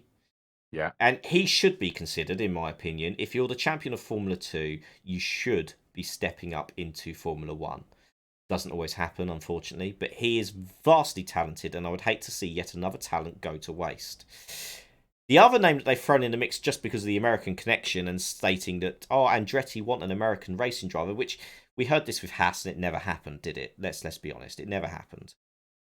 Is, of all people, Colton Herta. Who? Yeah, Colton Herta, who drives for Andretti in IndyCar. Now, Okay. if you look at Colton Herta's results, they're not very spectacular. So, I'm not sure on this. They're really it's typical kind of American sort of thing where they're just playing on this whole we need if an American's going to buy a team, then we need an American driver. Like, that's my really poor American accent. If I could choose any American driver, it would not be Colton Herta. There are other options out there. If you want to bring someone from IndyCar across, I wouldn't be choosing Colton Herta personally. No. It's Okay. yeah. I don't know. It's a bit weird. So they obviously they've interrogated Frederick Vasseur on this, obviously team principal. Okay. And his reply to this question of is Colton Herta now being considered for the the position, was I can say nothing because honestly, it's not in my parameters to be able to respond. Which Interesting is an response. interesting response. And he Yeah. then furthered that, saying, I'm the CEO and the team principal in these kind of discussions is not with me. It would be with the shareholders. Choose the driver for the car. Hmm. And Jesus. you're the CEO and team principal. This comes back to me for football. I know we don't talk Yeah. about football here on much, but I'm a football fan, Yeah, and same. I remember the Yeah. days where the manager picked the players that he wanted to buy and have in the team Yeah. before we started getting to directors of Oh. football that pick the players that you buy. Sporting directors. Yeah. What a load Yeah. of bollocks that was. So it's an interesting reply. Hmm. He's kind of skirted around it, in fairness. He's very much taken a sidestep. And he's basically saying, go and ask the shareholders who they're signing. It's nothing to do with me. Okay. Very weird. Very, very weird response to that. Um, the only savings grace is, as it currently stands, is that if Colton Herta was to be considered for Formula One, he would need to be sent to go and do some racing in another series over the winter to accrue 8 more super Enough. license Yeah. points. Okay. So on that basis, I would say, seeing as he's already an established IndyCar name, I just I can't see it happening. But you never fucking know in Formula One because, as Murray Walker always said, F1 is if spelt backwards. I like that. I don't think I remember hearing him say that, but I like Oh, that. it's good. I It's mean, Murray in it, you know. I it doesn't feel like the right call. I get it. I absolutely get it. And again, linking this back to football. So I am a Newcastle United fan because I am a Geordie by birth. And I remember in the heyday in the late 80s and the early 90s, the team was built of Geordies. It was, it wasn't, that was the day when Mm. English teams were English, German teams were German, etc. Yeah, But not only that, Newcastle was all Geordies. The Manchester team were all Manx. Your Liverpool team yeah, were all Scousers. That was just the way it was. As much as part of me wants to go back to that day, actually, I do want the yeah. best players in the world at my football club. That's just the way it works. I don't see how that's going to work for an American team No. coming in. I just don't see the value in sort of superseding what's potentially a better driver that will do a better job for Hmm. you just to be patriotic and have someone from Yeah, your team. Equally, and I don't know, any of our American viewers might tell me whether I'm right or wrong here. When we talk about American, what specifically we mean is North American. yeah, But very specifically, the United States of America, they probably wouldn't be as happy with the Canadian. And when we talk about South America, they probably wouldn't be as happy with a Mexican or a Brazilian or an Argentinian. But historically, the best drivers have come from those areas. yeah. Jack Villeneuve, Gilles Villeneuve, Canadians, Emerson Fittipaldi, Ayrton Senna, Felipe Massa, Rubens Montoya, for God's Barrichello, sake, you know. Montoya. They're all South American. I would argue that if you wanted an American in that car, Pietro Fittipaldi is probably your best bet. Mm. And actually, having had a very quick look at him on Wikipedia, he is dual nationality. He's Right, okay. Brazilian There you go. and American. So yeah, even he's still keeping some ties, isn't he? He is, Yeah. but he's also got recent Formula One experience. It was only He last year he drove the Haas for a yeah, couple of times. covered. To be honest, being thrown into the deep end like that as well, I think he actually handled it quite well. He did all right. He did Yeah, all he right. wasn't He's spectacular. got I didn't expect him to be, but Yeah, but it, he's got it in yeah. his blood. His granddad was a three. Was he a three-time? No, he was a Was two-time he? world champion. Oh Yeah, yeah, 72 and 74. yeah. So what I will say is, was have I got the Andretti's the wrong way around? I don't know. Oh Have you yeah, got the Mario Andretti? Andretti. Yeah, no, it's fine. Um, I've just scrolled down on that article just because there was underneath a big clump of adverts. There's another paragraph where they've said because Carlton Herta has more than 30 super license points, but not the 40. The FIA reserved the right to grant special dispensation to drivers wanting to come into F1 on the basis that if they can prove a recent race record without any sort of massive things, which I think he'd probably tick the box for, which is apparently he was spoken to last year about a potential move to Formula One, and Colton Herta said, "I'd love to give Formula One a crack.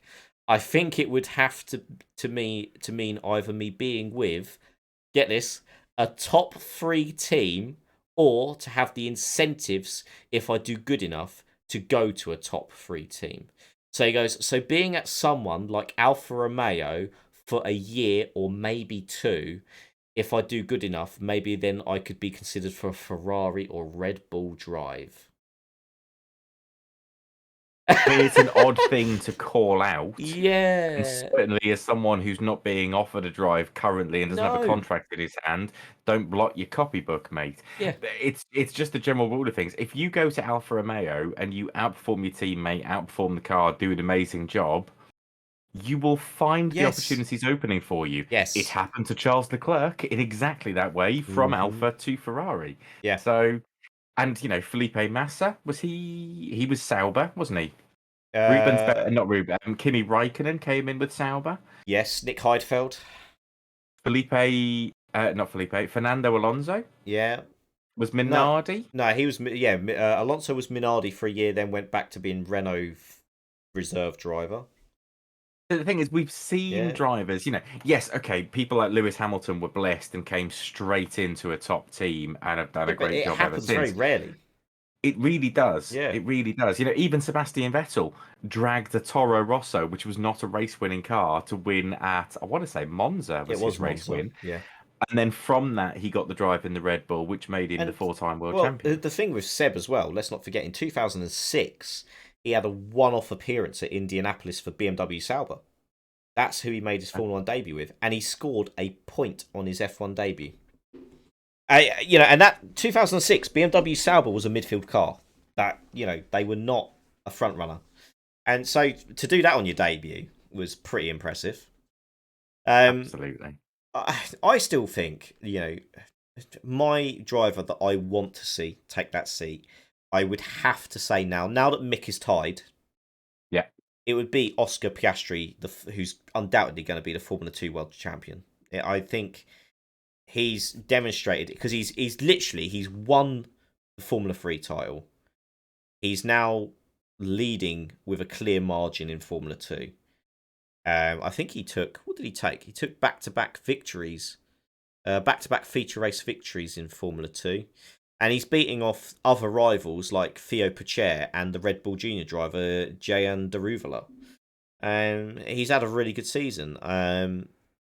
But he's not a driver. He's another Nico Hulkenberg. He's not part of a driver academy and doesn't have the financial backing. Oh, you see, do you know what? Forget all your F2 drivers. I want to see Nico Hulkenberg back in F1. Bring him back.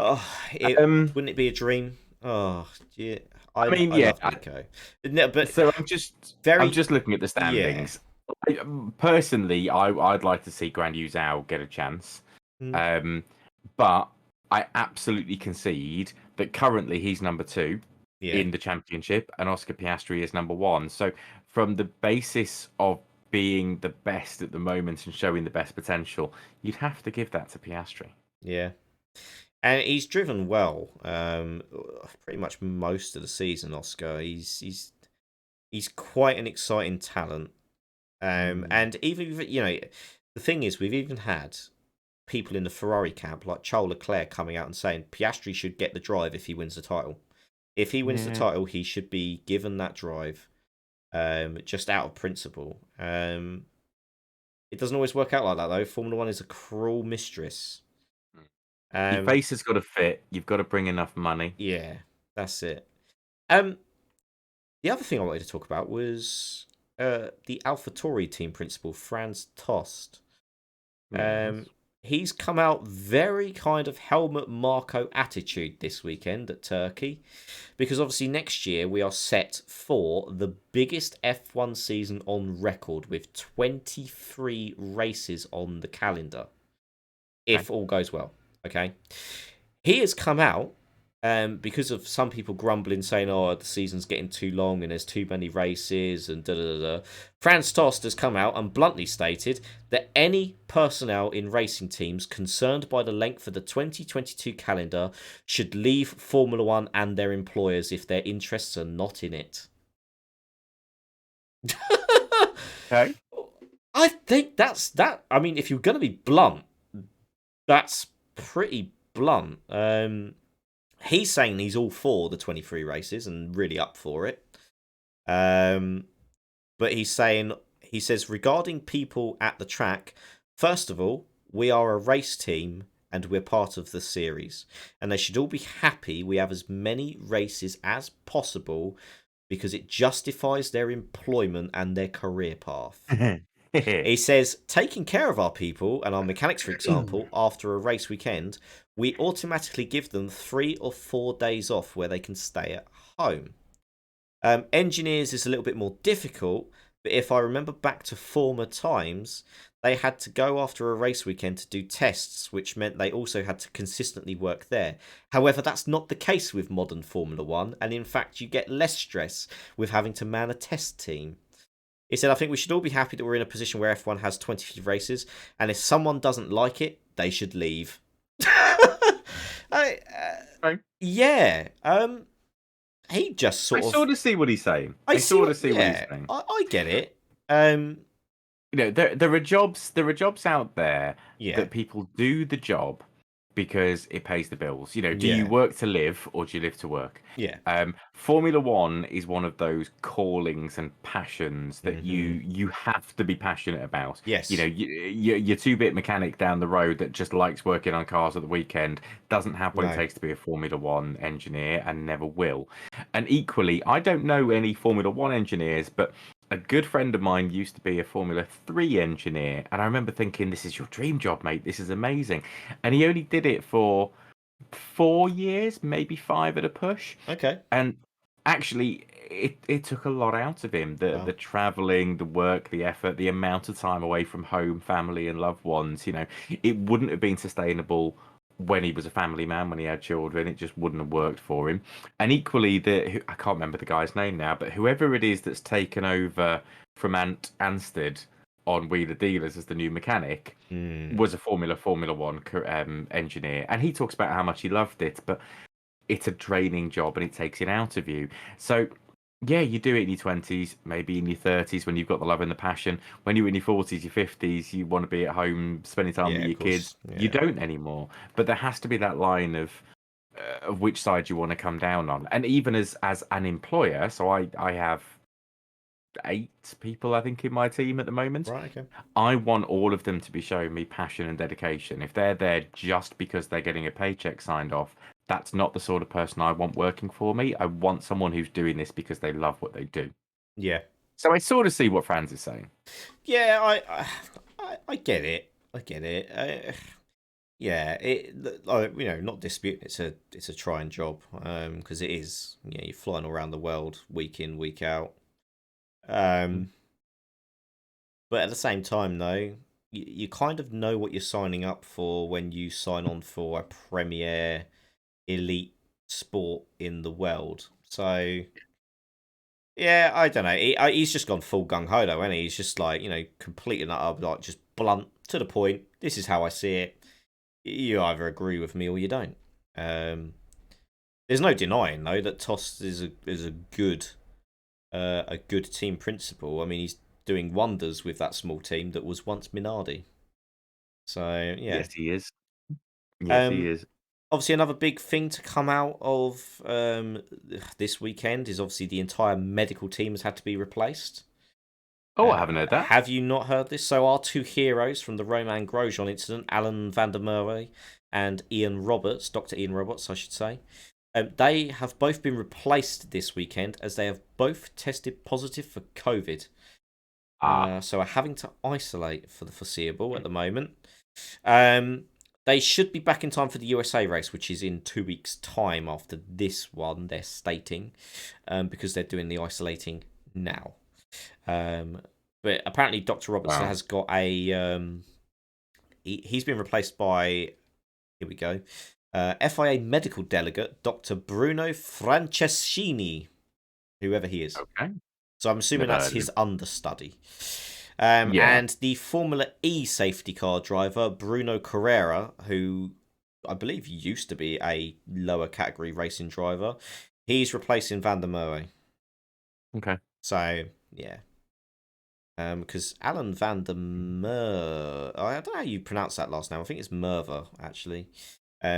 He's South African, but he was actually a British Formula 3 champion back in around sort of Oh, was he 2000. really? Yeah, 2003, 2004. I'm sure he was British Formula 3 champion. Amazing. So yeah, so that was just the news there to say that obviously they've had their issues. They've been replaced. Um, Apparently we're getting more triple headers next year though. I think that's what this whole grumbling has stemmed from, with logistics and fatigue and Yeah. all that kind of stuff. And that's the thing. The logistics need to be considered here. Mm, You can get from Paul Ricard to Monza relatively easy. yeah, you can. You can't get from France to Suzuka in Japan in a day or two. And equally, just when the race stops, there's probably still anything from 12 to 36 hours worth of dismantling and packing up that still has to be done at that Yeah. point, before you can even think about getting on the road. So if you do have triple headers, one thing people will probably forget is that every engineer, every driver, every technician, let alone, well, the drivers probably will get to fly home for a day or two, but all of the team will just bounce from job to job to job and be on the Yeah. road. So actually that's husbands and wives not Mm. seeing their spouses and their children for getting on for a month. And the downside to that, and you'll know this as well as I do, Steve, having worked through the pandemic in a very challenging, very high paced environment, myself and certainly a lot of my clinical colleagues have been living on adrenaline. Yeah. And you can do that. You can do that for a relatively long time. 18 months coming on for 2 years is a very, very long time to be living on adrenaline. And actually, what you see is at the other end, people crash and they Crash. crash Yeah. fucking hard. Yeah. Even a month of this fast paced, high energy, working almost 24 hours a day, because that's what it will take to get this circus rolling, there'll be a big crash when people get to race 3 of a triple header. Yeah. It is a risk. Yeah. I mean, like our job, well, my job away from here, very much live on adrenaline every shift. And by the end of a 3-day stint or whatever, before we get like rest days, it's yeah, you shattered. Um, there's another weird, because obviously I know next year Williams obviously have Alex Albon coming on Mm. board. It seems Red Bull are making the most of having him while they've still got him. Have you seen this at Turkey this weekend?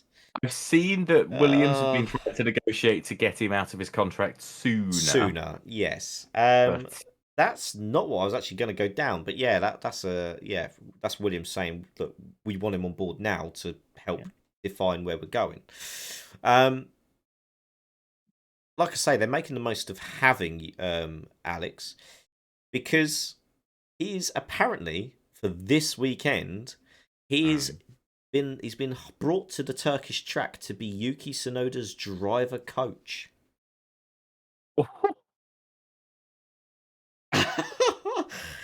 um, Okay, so that okay, that's a double slap. That's there a fail is. for me. That's a double slap. This is you're slapping Yuki Tsunoda as your current driver in the face, saying, "Listen, you've been so shit recently. We're going to bring someone in to mentor you." And it's a slap for Alex Albon to say, "Listen, you were so shit. We dropped you from our team last year and didn't keep you on for anything because you did such an awful job. Oh, but come and help out one of our other drivers, will you? Make sure they're okay in the car." Yeah, That's an own goal. yeah. Bring in Nico Hulkenberg, bring in Robert Kubica, bring in an experienced driver who has years. Bring in fucking Jensen Button and Rubens Barrichello. I, I couldn't give a Look, monkeys. I'm Someone who's just been doing this for years. I'm just saying, you've got a driver sat on the sidelines in the form of Nico fucking Hulkenberg, who would have Yeah, been perfect for that because he has no allegiance to anyone right now. yeah. Well, I suppose he does. He's like he is a reserve for Aston Martin, but that he's not doing anything, is he? Like, yeah. So they've turned around and they've flown in Alex Albon this weekend to be Yuki Tsunoda's driver coach. Um, the article's very disparaging to Yuki, and in fairness, rightly so, because he's been shite for quite some time now. They're saying obviously he's made a rare appearance in Q3. Tsunoda has been receiving advice from the Red Bull reserve driver Alex Albon all weekend and guidance. And when he was asked after, this is what irks me with Yuki. I know he holds himself to a high standard, but it grinds me.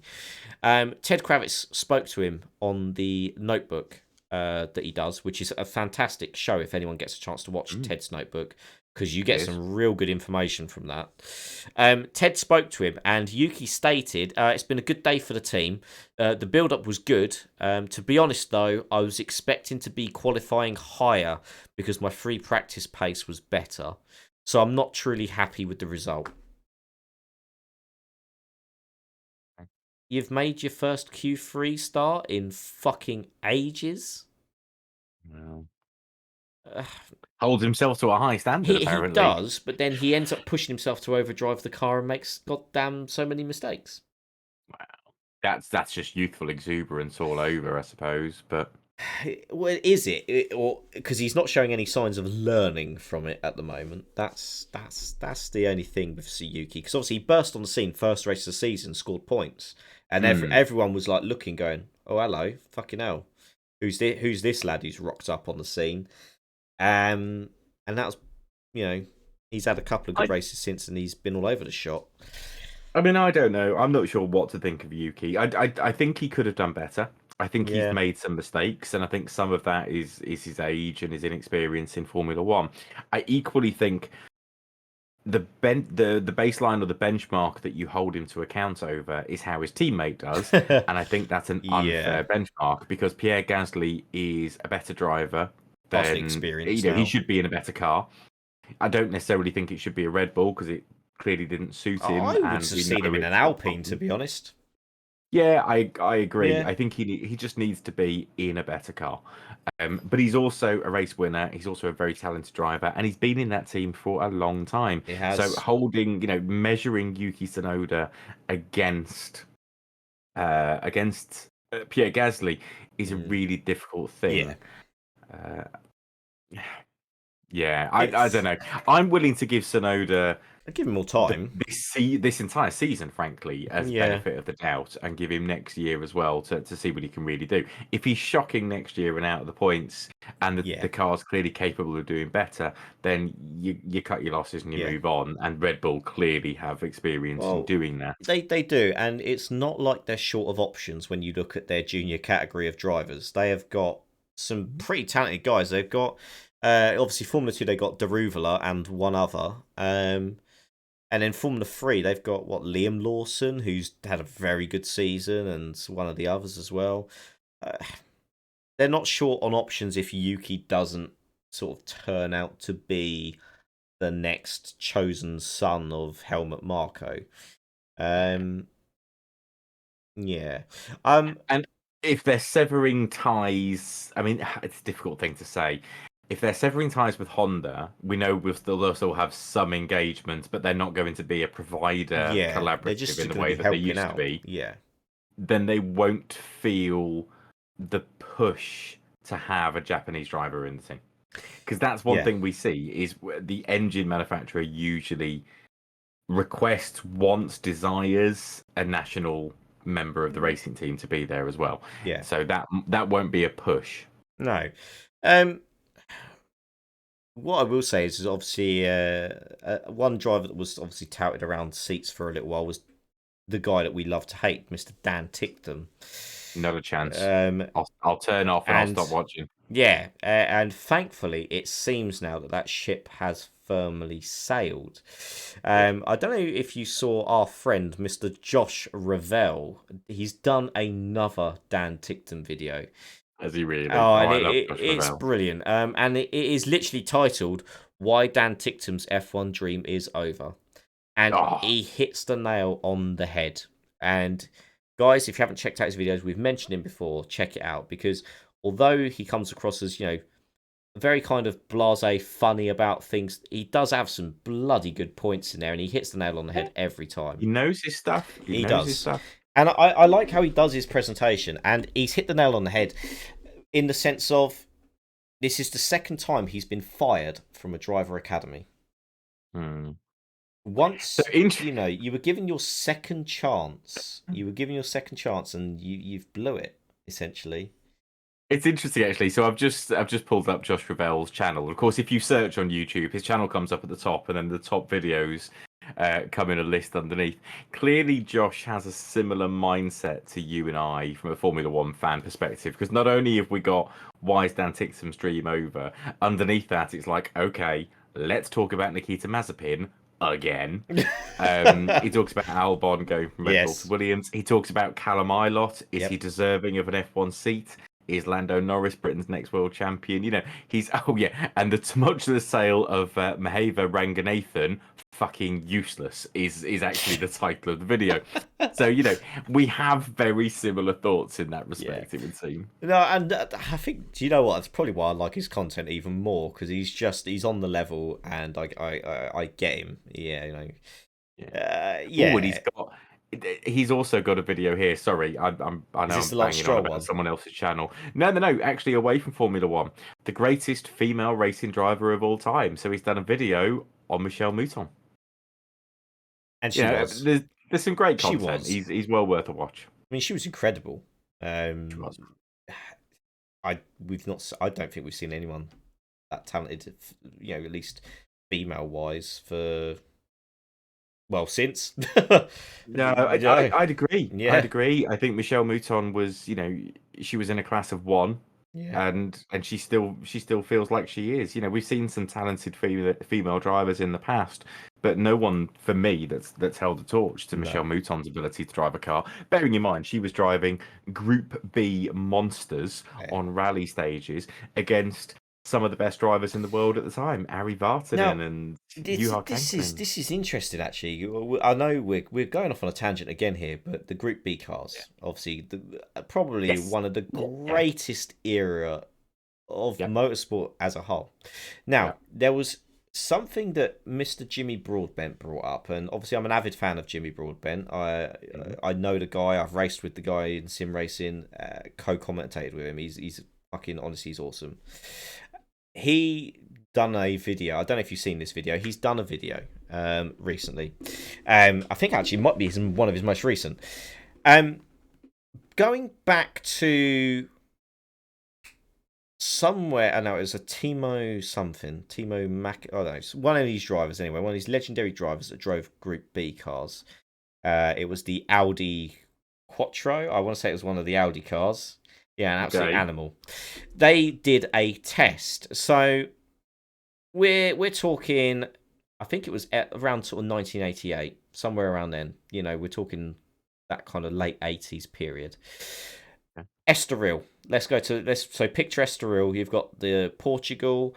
Ayrton Senna's pole time. He's gone around and done some ridiculous lap time of like a 1:16 point something and taken pole position.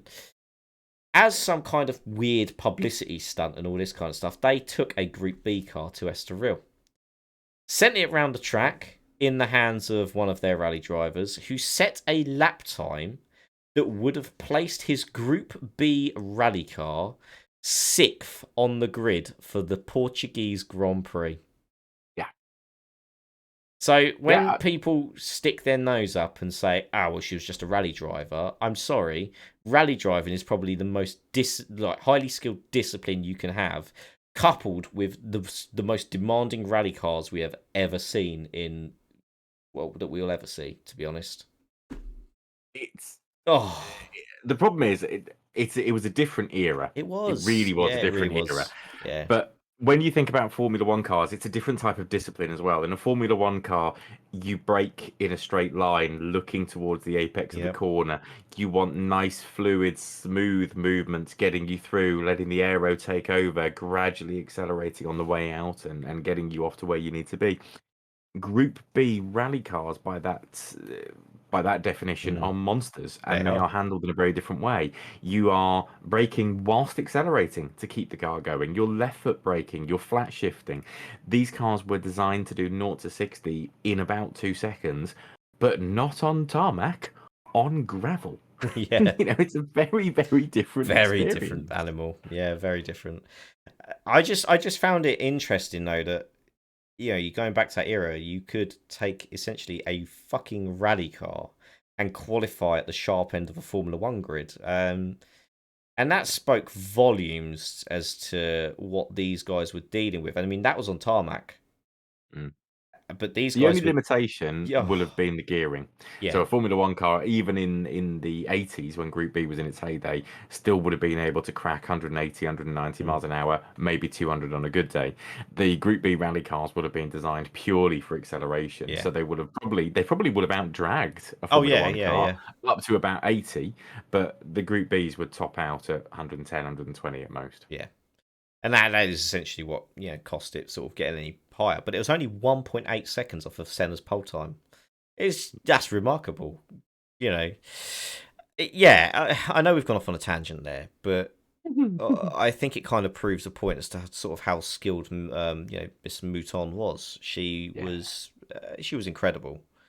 Um, yes, she was. just her calling was rally driving. That's just the plain truth. We make such a big deal about having a female Formula One driver, but does it really fucking matter as long as they're successful? To me, no. Like, This, I mean, this is an argument that we probably don't want to get into too much, no, but no, absolutely. it's the equality argument, and Yeah, I have always maintained that I couldn't give a monkeys whether you are male, female, uh, I, I an could, I could, invertebrate, yeah, I could give a yellow damn with if you're from pink another spots. planet. Whatever. Like, if you can Exactly. race. We Yeah. made such a big deal of people like Carter Kayan and Karen Oh, Chandok coming in. The first drivers from these nationalities and this nationality, the first black Formula One driver to do this, that, and the other.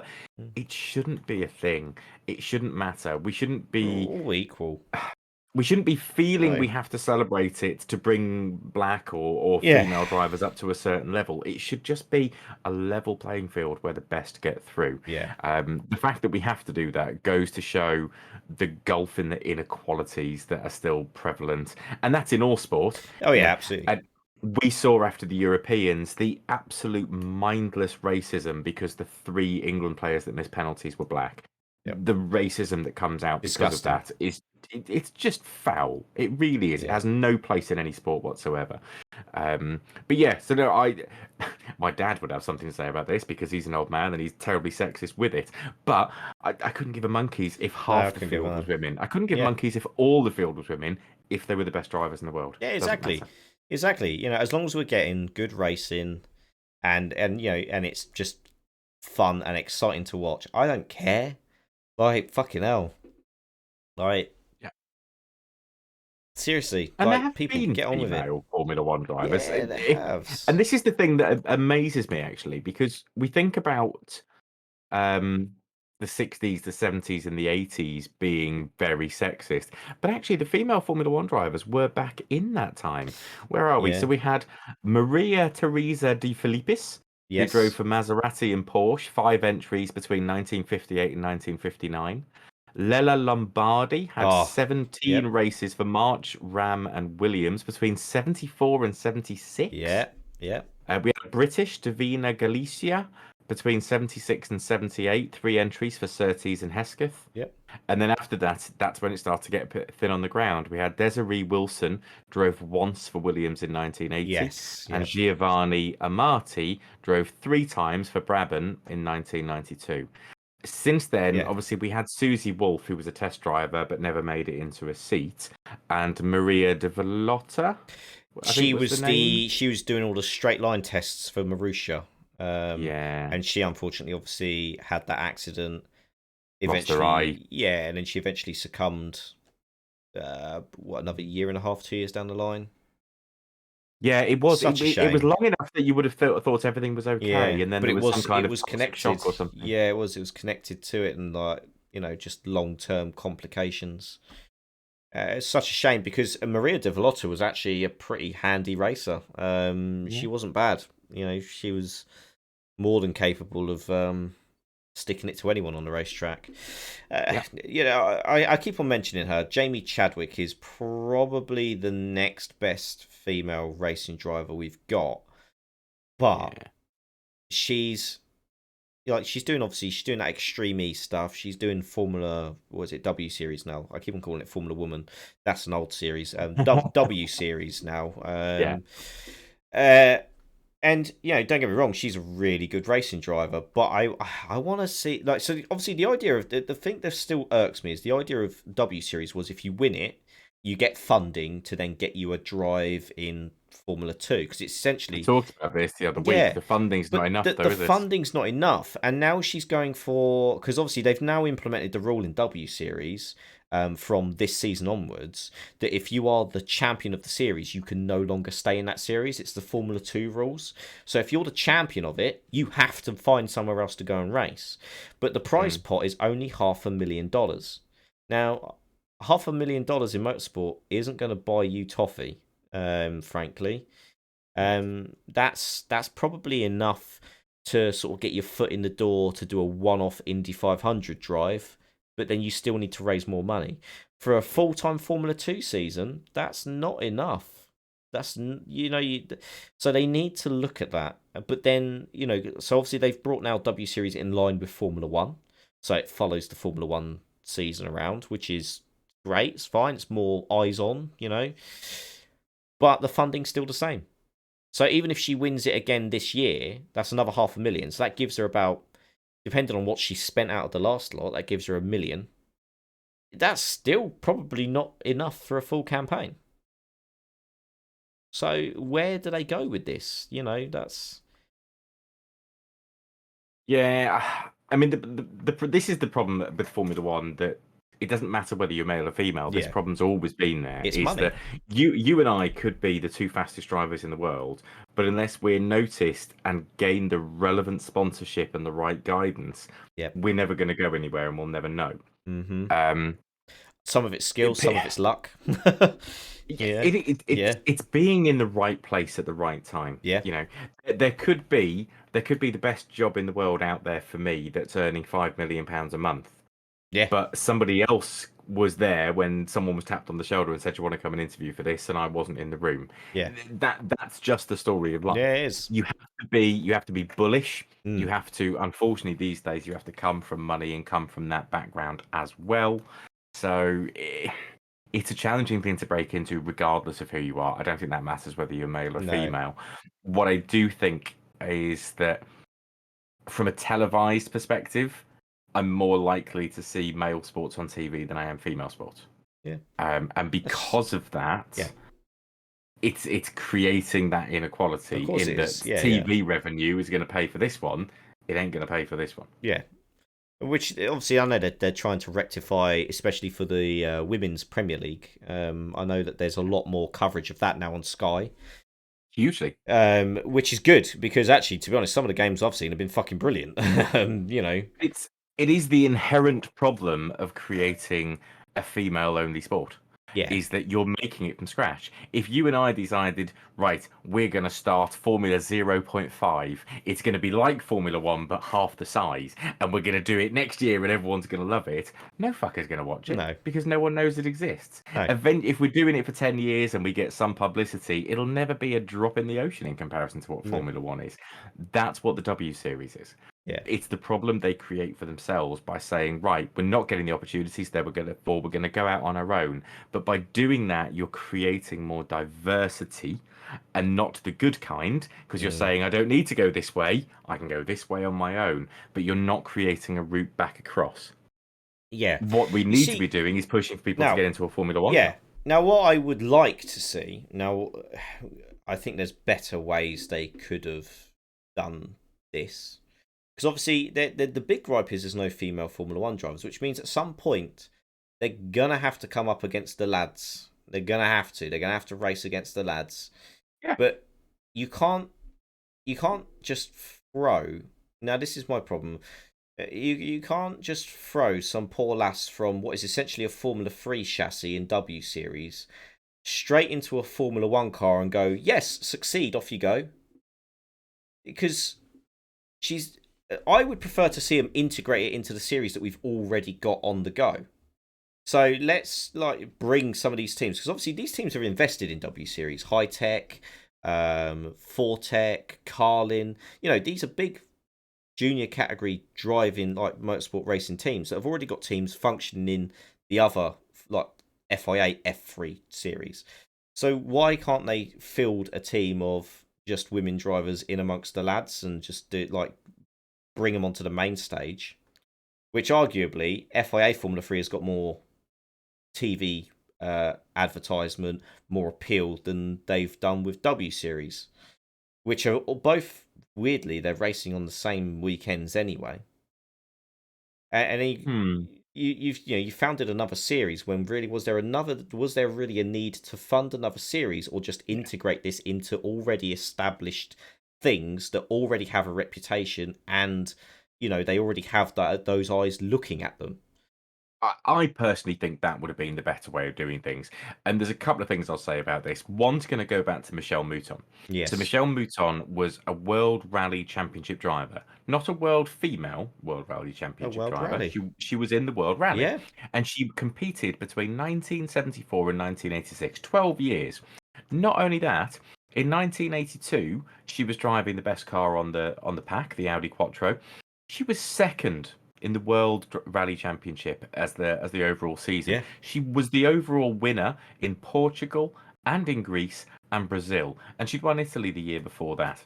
This is a female driver who came in and took over a car in a completely male-dominated world and did an amazing job. I don't see any reason why we don't have the same Yeah. in Formula One, in Formula Two, in Formula Three. And actually, I'd argue that'd be a much better way of doing things. Bring in a female driver who's going to be able to compete with the men, Yes. because that means she's able to compete with the best in the world at the moment. And that will start to bring more throughput through. The things that I do think will be interesting is how physically and physiologically that differs, Yeah. because there are some huge differences Oh, that we massive. always forget talking about when we talk about Yes. men and women. And I'm not Yes. just talking about boobs and genitals, all right? Women, and this, I don't know if you know this is a fact. Women's bodies are able to tolerate more G-force than men's bodies before passing out. Really? Mm. Wow. This Okay. was No, this This was proven in tests by the United States Air Force and NASA that's why they when they do were that. putting Bloody astronauts through yeah, yeah. G-force tests, and they were used to have like the SR-71s, and the fighter jets used to have suits that would Yes. squeeze you and pump blood around. Women didn't need it as much. Women could go longer and tolerate more G-forces before passing out. It's presumably something about smaller organs and blood being able to get around, but it's a fact. And also, Hmm. here's a fact that I remember that I think is fascinating. I was taught this as a kid in college, where we were talking about the difference between men and women in some kind of a sort of philosophic, oh, fuck it, conversation. Uh, Philosophical. yeah, that one. That's the one. It's getting late. It's getting late. If you go back to when we were hunters gatherers, Yes. men went to hunt, Yep. women stayed and looked after the nest. That was the way it was. What that specifically meant was men's vision became very pinpoint at being able to watch and track things on the horizon because they were going to hunt. Women's vision developed to give a better peripheral vision so that they can see and protect their nest better. This has actually stuck with us. And the example Mm. my tutor gave, I'm going back 20 years ago now, but the example my tutor gave still stands true to this day. Sorry, let's do it the other way around. If a man opens the fridge to look for something, he scans shelf by shelf by shelf for what it is that he's looking for. A woman doesn't. A woman opens the fridge and just takes it all in one big eyeful. And I find that fascinating Do that you we know still have these physiological differences. that? And it's why women everywhere, this is why when you tell us to look for something and we can't find it, it's because you can just take it in one bit and we're able to scan. But I do wonder if that makes a difference from a racing point of view, from a Do perspective you of, know that's so yeah. your men are looking towards the apex and seeing that better, but equally on the flip side, are women able to better judge their surroundings, particularly at the start of a race where there's cars everywhere and a melee going on? Does that create some differences? Don't know. Do you know? I would love to see. I genuinely would love to see some proper fucking research done into this. Would that not be fascinating to ascertain that? Like, 100%. do you know? You might have a point because they've always said. Do you remember when BBC had the Formula One coverage recently at the end of 2009, that kind of time? Recently, he Yeah, I says. say recently 12 because years obviously ago. they sort of kept it for a while, but they used to do those amazing sort of like cinematic things where they'd have that guy talking about the speed of science and all that kind of stuff, Mm. which fascinating stuff. And they always when they'd done that little talk through, they'd always say when it came to the driver and it focused on the eyes, it was like these are the eyes that can focus on a face in the crowd at 180 miles an hour. Yeah. That kind of rings true with what you're saying, where we scan ahead and pick out something to focus on, and then we go into that. You know, that's what we are focused on because we're scanning across.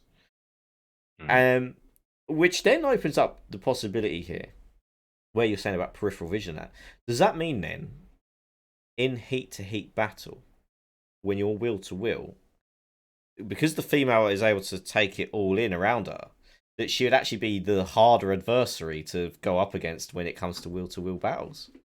That So yeah, it's I'm gonna say no. And I'm okay. going to give you a really specific reason why not. And Go this on. is something that my wife very strongly believes in. If you take down the physiological viewpoints of men and women, you can categorize it as men live fast, die young. Women are Yeah, more cautious in that respect right. because they are the protectors. They're looking after the nest and looking after everyone's best interest. Whereas men, to a penny, mate. Yeah. Yeah, see that? I reckon I can jump off that. Oh, I broke my legs. Never mind. That is the big Mm. difference between men and women in that sort of basic primal lizard brain. I think they refer to it. So if you've got two racers going for a gap, if you're going side by side into a rouge at 190 miles an hour, the generalized thought would be the man would be the last one to back out because live fast, die Die young. young. Yeah. That doesn't work all the time, and this is where we also this ultimately comes down to testosterone versus estrogen, and we know that that's not the Mm. same. You might Yeah. have more Yeah. testosterone than I do, yet we're both male. There may be women out there that have more testosterone than I do, yet they're female and I'm male. It Yeah. isn't Yeah. Yeah. black and white in that No. respect. So No. it doesn't always stand true, Yeah. but yeah, generally speaking, you think a man would be more willing Mm. to take that risk. Interesting. I mean, I do agree though with your sense. So obviously, being sort of risk averse when it's the start of a race, and all hell breaks loose. I would then place my money firmly on the woman to be the one who is a bit more reserved, more cautious, that picks the gap to sort of, I'm going to go this way, and you lot can all just fucking plough off at turn one over there. You know, like we see in the Forza lobbies and all that kind of Oh, stuff. Ugh. exactly. It's an Yeah. interesting one. There's a lot more science to it than people give credit to this kind of stuff. Obviously, you know, the what people see is the whole equality thing. That they don't look into like this kind of side of things, like the science behind certain reasons why men do more of this and women do more of that, and vice versa. It's an interesting dynamic. I would love to see a bit more sort of research done with all that kind of stuff.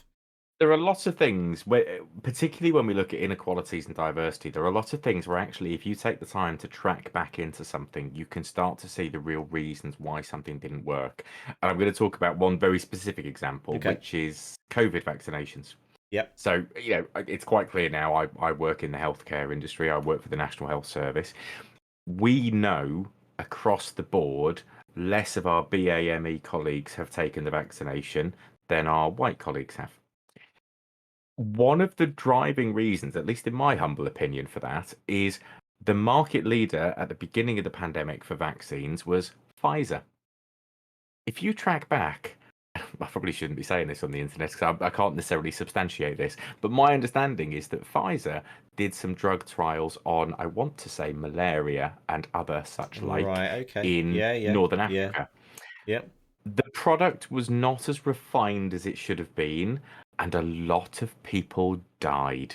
And I do mean a lot. I'm surprised Wow. it wasn't a bigger deal at the time. This is my understanding from what I've been told. So, actually, if you have any African relations. A lot of the BAME colleagues that I work with in the NHS do. A lot of my colleagues have come from Yeah, Nigeria and yeah. Madagascar and Zimbabwe. Then the chances are you know that. So when someone comes along and says, I've got the cures for everything you ails you, it's from Pfizer, they go, hang on, I've heard of Pfizer. Where have I? No, no, no, no, Yeah, no, no, straight don't away want none of that. it's a no go, isn't it? Yeah. Absolutely. So if you start to track back, the other one that always makes me laugh, where my wife used to work, they noticed there was a massive inequality in what they had. So she used to work for the Environment Agency, and there was lots of white middle class people and not a great deal of BAME representation.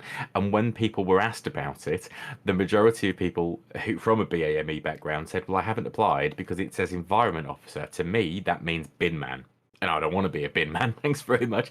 And it was Right. just the language, the lexicon being Yeah. used Yeah. didn't necessarily ring true with those colleagues. So there's usually, not always, don't get me wrong, we know there's some massive inequalities in our world. But if you track back to certain things, you'll often find very specific reasons why people don't do certain things. Well, it's actually quite fascinating. Actually, we could probably go on all night with that kind of stuff. We could. Now, obviously, we've spoken about all those kinds of things. We've got the bumper calendar next season. Mhm. We've had qualifying today, which has been another topsy turvy sort of session. George Russell obviously just missed out on Q3 by going wide at the last corner, which was such a shame because he was on for a lap that they've, without the error, would have put him fifth. It's such a shame, but that Yeah. promises well for the race. So anyway, Yeah. what we haven't done, We and haven't scored Russia. we haven't scored Russia because Mhm. we've gone on a tangent. As we Yeah. always do. As we That's always what do. you come here for. So I'm going to That's why these bring half this. an hour podcasts we do end up running to 2.5 hours. Oh, I know, but that's the best way to be. So I'm going to bring this onto the screen, sort of roughly in front of me, which is covering half of our faces. So let's go through this then. So Russia. We'll start with the race winner, Mr. Lewis Hamilton. Well, let's So kick off with a reminder of the categories. So we have insane. yeah, we have insane, we have good, we have Mhm. average, we have underperformance, and we have rubbish. So Okay. we have 5 categories to choose from, and obviously, if someone generally, if it's out of their control, we don't usually grade them just for the clarity because we don't want to be grading someone when they haven't had a chance to prove themselves. So I think we can grade Lewis though. So we'll start with Lewis as he's the race victor of Russia. Let's talk about Lewis then. Where is he slotting in for you, John? I'm slotting him into a good. I'm slotting him into a good. I think he didn't quite get what he needed out of qualifying, Yeah, which was a real shame. And certainly he didn't get the best of starts to that race, but he worked himself back into the position that he needed to be. And Lewis, as often he does, when the track started getting slippy and the conditions were changeable, that's where he really shone and he yeah. did a great job. So yeah, good for me. Yep. We'll go to his teammate Bottas then. Or For me, he was just nowhere. yeah, He just didn't seem to have any go in him. He no, spent forever tucked behind midfield cars that he shouldn't have been tucked behind, yeah, where someone else was working their way past them. He just didn't seem to have the same go. Uh, agreed. I was, I'll be honest, I was on the border of giving him a rubbish drive, to be honest. Do it. Based on, I think that was a drive for me that showed he'd really lost his bottle and lost his bite. So I'm happy to give Yeah, him a rubbish. yeah. It was poor. It was so bad. Yeah, For a car, he only finished fifth because he got tires right yeah, at the because the end. strategy, He yeah. shouldn't have finished there. No, he would have been much lower, much Yeah. lower. I will come then to Max, obviously P2 from back of the grid, obviously largely in part to the strategy and poor Lando's, misgivings. Verstappen for me was a really good showing. He got past cars when he needed to, unlike as we've already spoken about Bottas. Was it insane? Well, so this is what I was just arguing You in my know, head, and I'm actually coming down on the side of the fence that I think I'd have to say it was an insane drive yeah, because no matter which way you look at it, he started last and he finished second. yeah, He was punchy and pushing, and he got himself into a decent fifth or so place finish before the rain came down, and then he had the balls to make the call at the right time earlier than yeah, everyone else, and he gave himself second place. No matter which way you cut it, from 20th to yeah, second, that's a good yeah. showing. That's a really good showing. Um, and I would say that's, to be honest, it's drives like that that for Verstappen to be a world champion, we need to see. Yeah, That's 100%. that's it. Checo, Mr. Sergio Perez. So I'm going to stop beating around the bush a little bit with Sergio, and I'm going to say that was poor. Yeah, Um, you know, for the for what is potentially the joint best or the second best, whichever way you want to look at it, car on the grid, he shouldn't ever be lower than fourth. no, yeah, And in this circumstance, with Bottas being so low down the grid it and was his Max being at the chance. back of the grid, he should have been second. He should have been pushing that all the way through. Where did he actually qualify in the end? He Did he qualify qualified eighth or ninth. something? Oh God. Um, oh yes, he ended up his final grid place was eighth. He qualified ninth on pace, Yeah, but he got shocking. eighth because of penalties. But yeah, because it would have been Bottas, wouldn't it? Mm. Yeah, I, Bottas was I, I would say that Perez really he needs to get through this season, but he really needs to show himself next year. Yeah, I mean he's done better than Albon did last year. He's had a couple of Yeah, he's had a great race results. win for God's sake. He has, but then he's gone missing in others. Yeah, So yeah, yeah. yeah, poor. Um, I'm going to come to the next team then, which I've got as Carlos Sainz in the Ferrari. Oh, okay. So a good race start for Carlos. He got off the grid pretty damn well. Weird strategy Yeah. calls we've already discussed. I don't. I think Yeah. is I don't know if that's indicative of poor tactics from the Ferrari team, Well, or if it shows that tyre wear is much greater and that car's not good on its tyres. It could yeah. be either. But let's be fair. Carlos did end up bringing it home third. He Yeah, he got a qualified podium. third. Yeah. That's he's outdone his teammates. He's outdone where that car really should be. I think that's a good drive. Yeah. Yeah, no, I think it is. I quite like seeing Carlos towards the front. I think he's a good driver. Um, Obviously, teammate Charles Leclerc had an engine change. Was that? Yeah, that was last weekend at Russia. Yeah. Obviously, they got a new spec Ferrari engine. I can't even remember where Leclerc came home in the end. 15th. So, I think, in fairness to him, and again, it's trying to claw back my memory a little bit.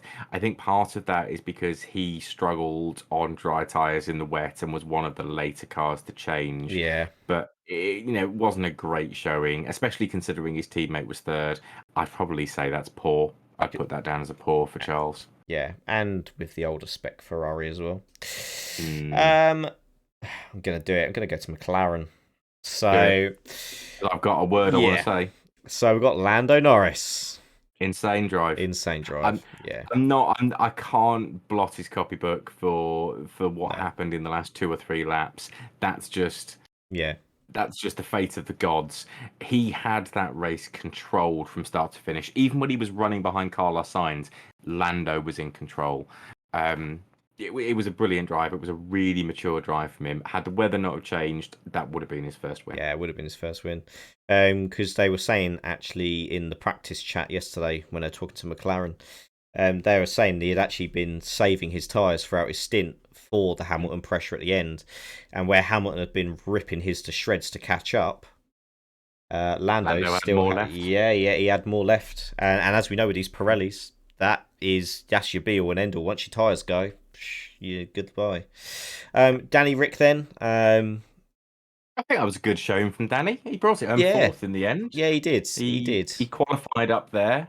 He was there on his own and pace to begin with. yeah, So yeah, and do you know what? He's starting to look more like the Danny Rick of old now. yeah, He's he is. finding his feet. He's I think what was the terminology McLaren used? McLaren used the terminology of he's now being more aggressive and robust with the car, which is what Yeah. the car responds to, not all this sort of gently. It's good to And see. you need that confidence. Yeah, You need the confidence in the car and in the confidence in yourself. And I mean, even I can think, when I'm driving my car, I don't consciously look to go, oh God, am I too close to that car next to me? Where's my wing mirror? As I'm going down the road next to parked cars, because I've been driving it for so long and I know how wide it is. But when I sell that car and jump into a new one, yeah, I'll go, yeah, am I all right on that side now? Because it takes a while to get used to it. yeah. It So does. it's a It learning does. curve. And when you're driving them at 200 miles an hour, Yeah. confidence is a big thing. Oh yeah. Yeah. Um, who's next on my shit list? Lance Stroll. uh, Average. it's just average Lance, isn't it? Really. Yeah. What do we say? Yeah, nothing special at all Yeah, weekend. sort of. Yeah, In fact, in fairness, both the Astons are both average. yeah. They're sort of also rans in this race. Oh, They were yeah, on the cusp of points, but they weren't so far down that it was a poor performance. no, Right in the middle of the pack. yeah. Fernando. Let's talk about Nando. Where are we putting him? Uh, so I think that was a pretty good drive from Mm. Fernando. In fairness, I didn't particularly like his turn one antics. See, that's something we That didn't actually frustrated talk me. about. But he had that Yeah. pre-planned, and I think that's a little bit naughty, to be honest. I agree. The Because escape road is there to escape down if there's an issue. yeah, It's not there to use as an extra bit of track to give you an advantage. yeah, and That's not how it he works. just literally put his foot down, sailed off, And what made that a bit more interesting is they when you look at that first lap footage, if someone had even been in a slightly different position and he tried to chop across off the track like that, it would have been a big accident. Yeah. So yeah, but ultimately after that, a good drive from the wily old dog Nando. Yeah. Esteban Ocon. So I'm going to have to say Ocon was poor. I Yeah, was tempted to say average because I just don't remember seeing him appear on my no, screens at all. But the fact that he's, a good 8, 10 places lower than his teammate in same machinery, he was a lap down. Where was he? He went was missing. nowhere. Not a great showing from No. someone who's a race winner. Well, this is it. He is a race winner. That was that race win. We even said that was an insane drive from him that weekend. He handled it well. And then since then he's been all over the place again. Again, Yeah. no consistency. Yeah. I believe both the Toro Rossos, God, Alpha Tauris. AlphaTauri. Yeah, they both retired, I believe, didn't they? No, Gasly Oh, finished. did he? Where did Gasly come? So I've got Gasly 13th Ooh. and I've got Yuki 17th, one lap down. So they Oh, both okay. finished. Okay. But Uh, yeah, I'm Gasly. gonna. Hmm. Uh, I think that's an underperformance from Gasly, if I'm being I was gonna honest. say I think they're both underperforms. Yeah. Sonoda shouldn't be bringing that car home in what's effectively last place, Ooh. and Gasly should be doing better than 13th. That car's capable of getting into the tail end of the Well, points. we've seen him in the top five, a number of times this Yeah. season. So, yeah, I'm going to come to Alpha, or let's go to Alfa Romeo. So obviously, Yeah. Antonio, Poor. yeah, uh, Lap down, 16th, not great. no, and it was Kubica, wasn't it, in the No, second? No, Kimi was it was not? back Oh, that Kimi was week, back. Oh, yes, he was back. Yeah. and Kimi got in the points. Yes, Kimi he finished did. in 8th Yes, he place. did. He's like doubled his season tally, hasn't he, in one race? He has, and I'd say that's good. I would say that's a Yeah. good drive. Kimi's done what Kimi always does in that Alpha. He's kept it on the road. He's kept it going. He's kept his nose clean, kept out of trouble, and then when he's had the opportunity to pounce, he's been able to with his skill and his experience. And this occasion, the changeable weather also Yeah. added to that as well, and he could use his skill and experience there, and he used it to really good effect and got them a couple of points. Good lad. Good lad. I'll do Williams. Let's do Williams. George P10 again. Another point.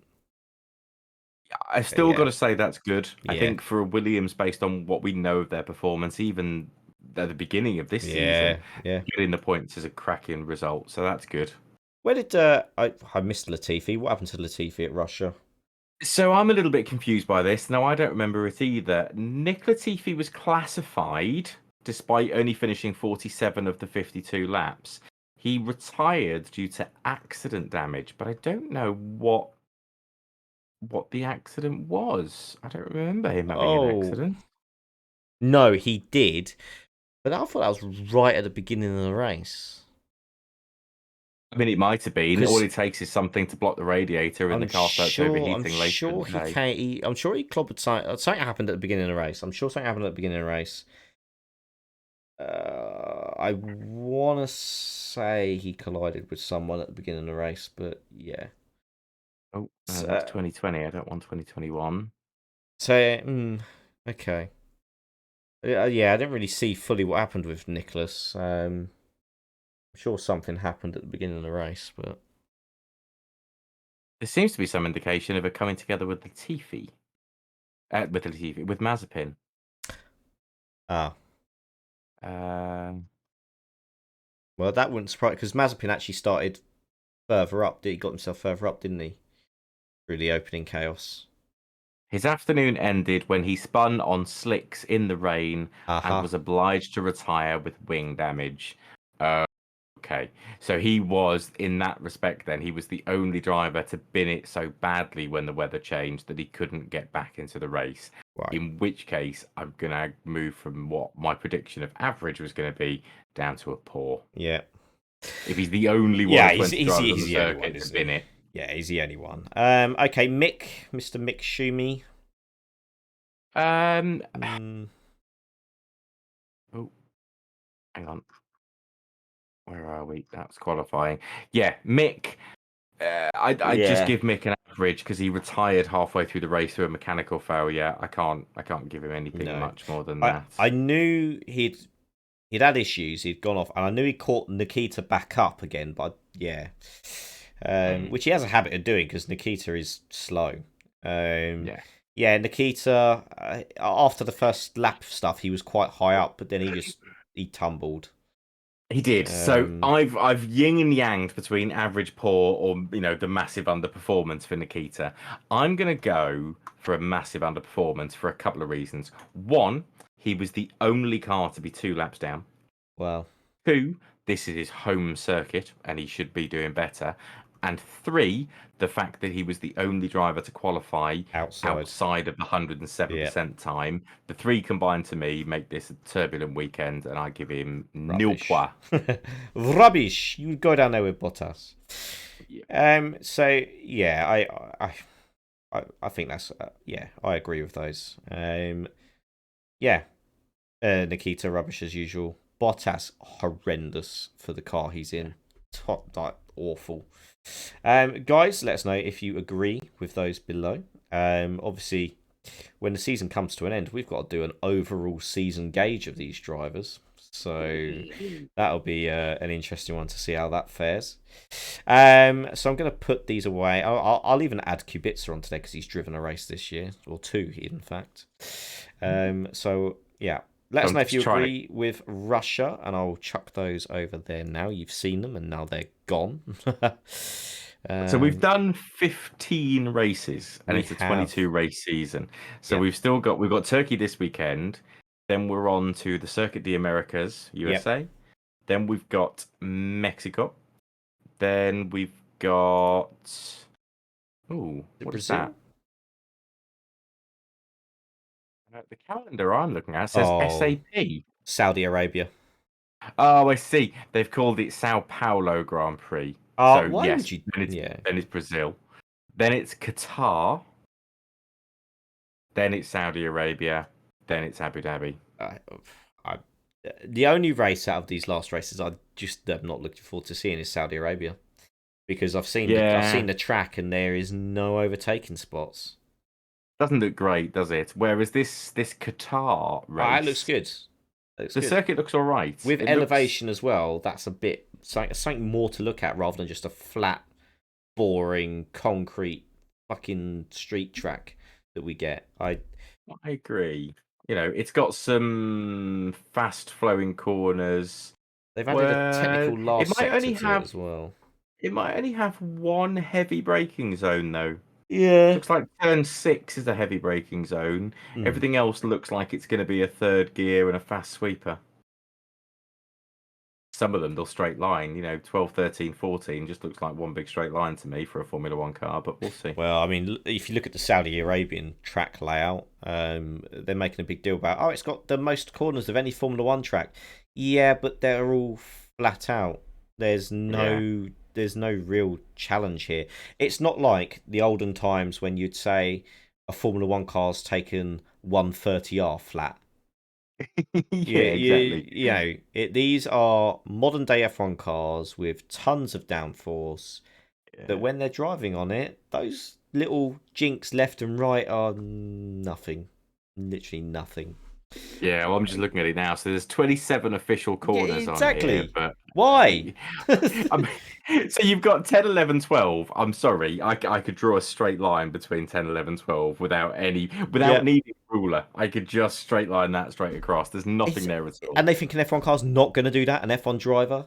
Come They'll be on. flat out. 14, 14, 15, 16, they'll be flat out. 17, 18, flat out. 19. What the heck? How can you even call 19 a corner or 21? That's a straight that just appears to have a slight curve in it. That's nothing. I see. I told you, and yet they're bigging up that it's got the most corners. I just no. It's going to be a dull one, this one. It's going to be horrendous, and there's only one reason Oh, why it looks like they're. it's got legs though.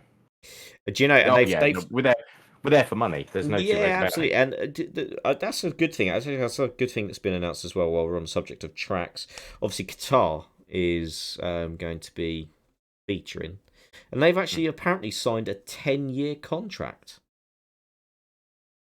Where did Okay. that suddenly come from? That's I know it's renowned for MotoGP.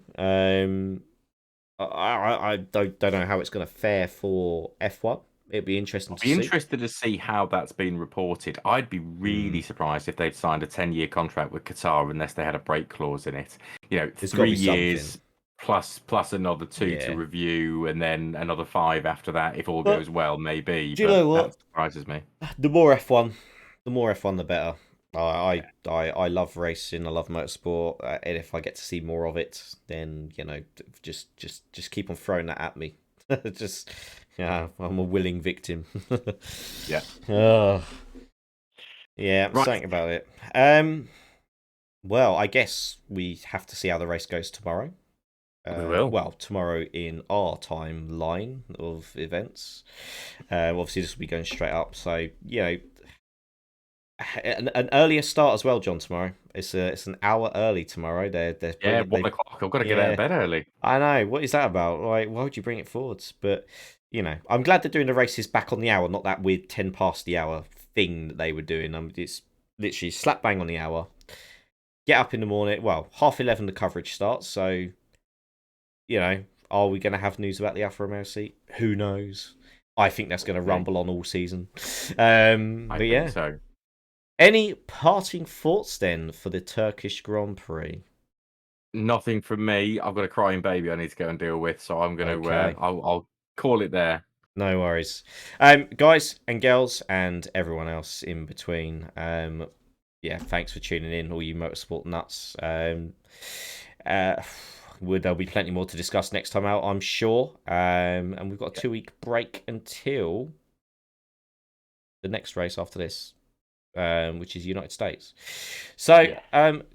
I think that's where we end. So, from me, it's going to be goodbye, take care, much love, and I'll see you on a racetrack somewhere soon. And John, Same from me. Take care, everyone. See you soon. bye. Bye.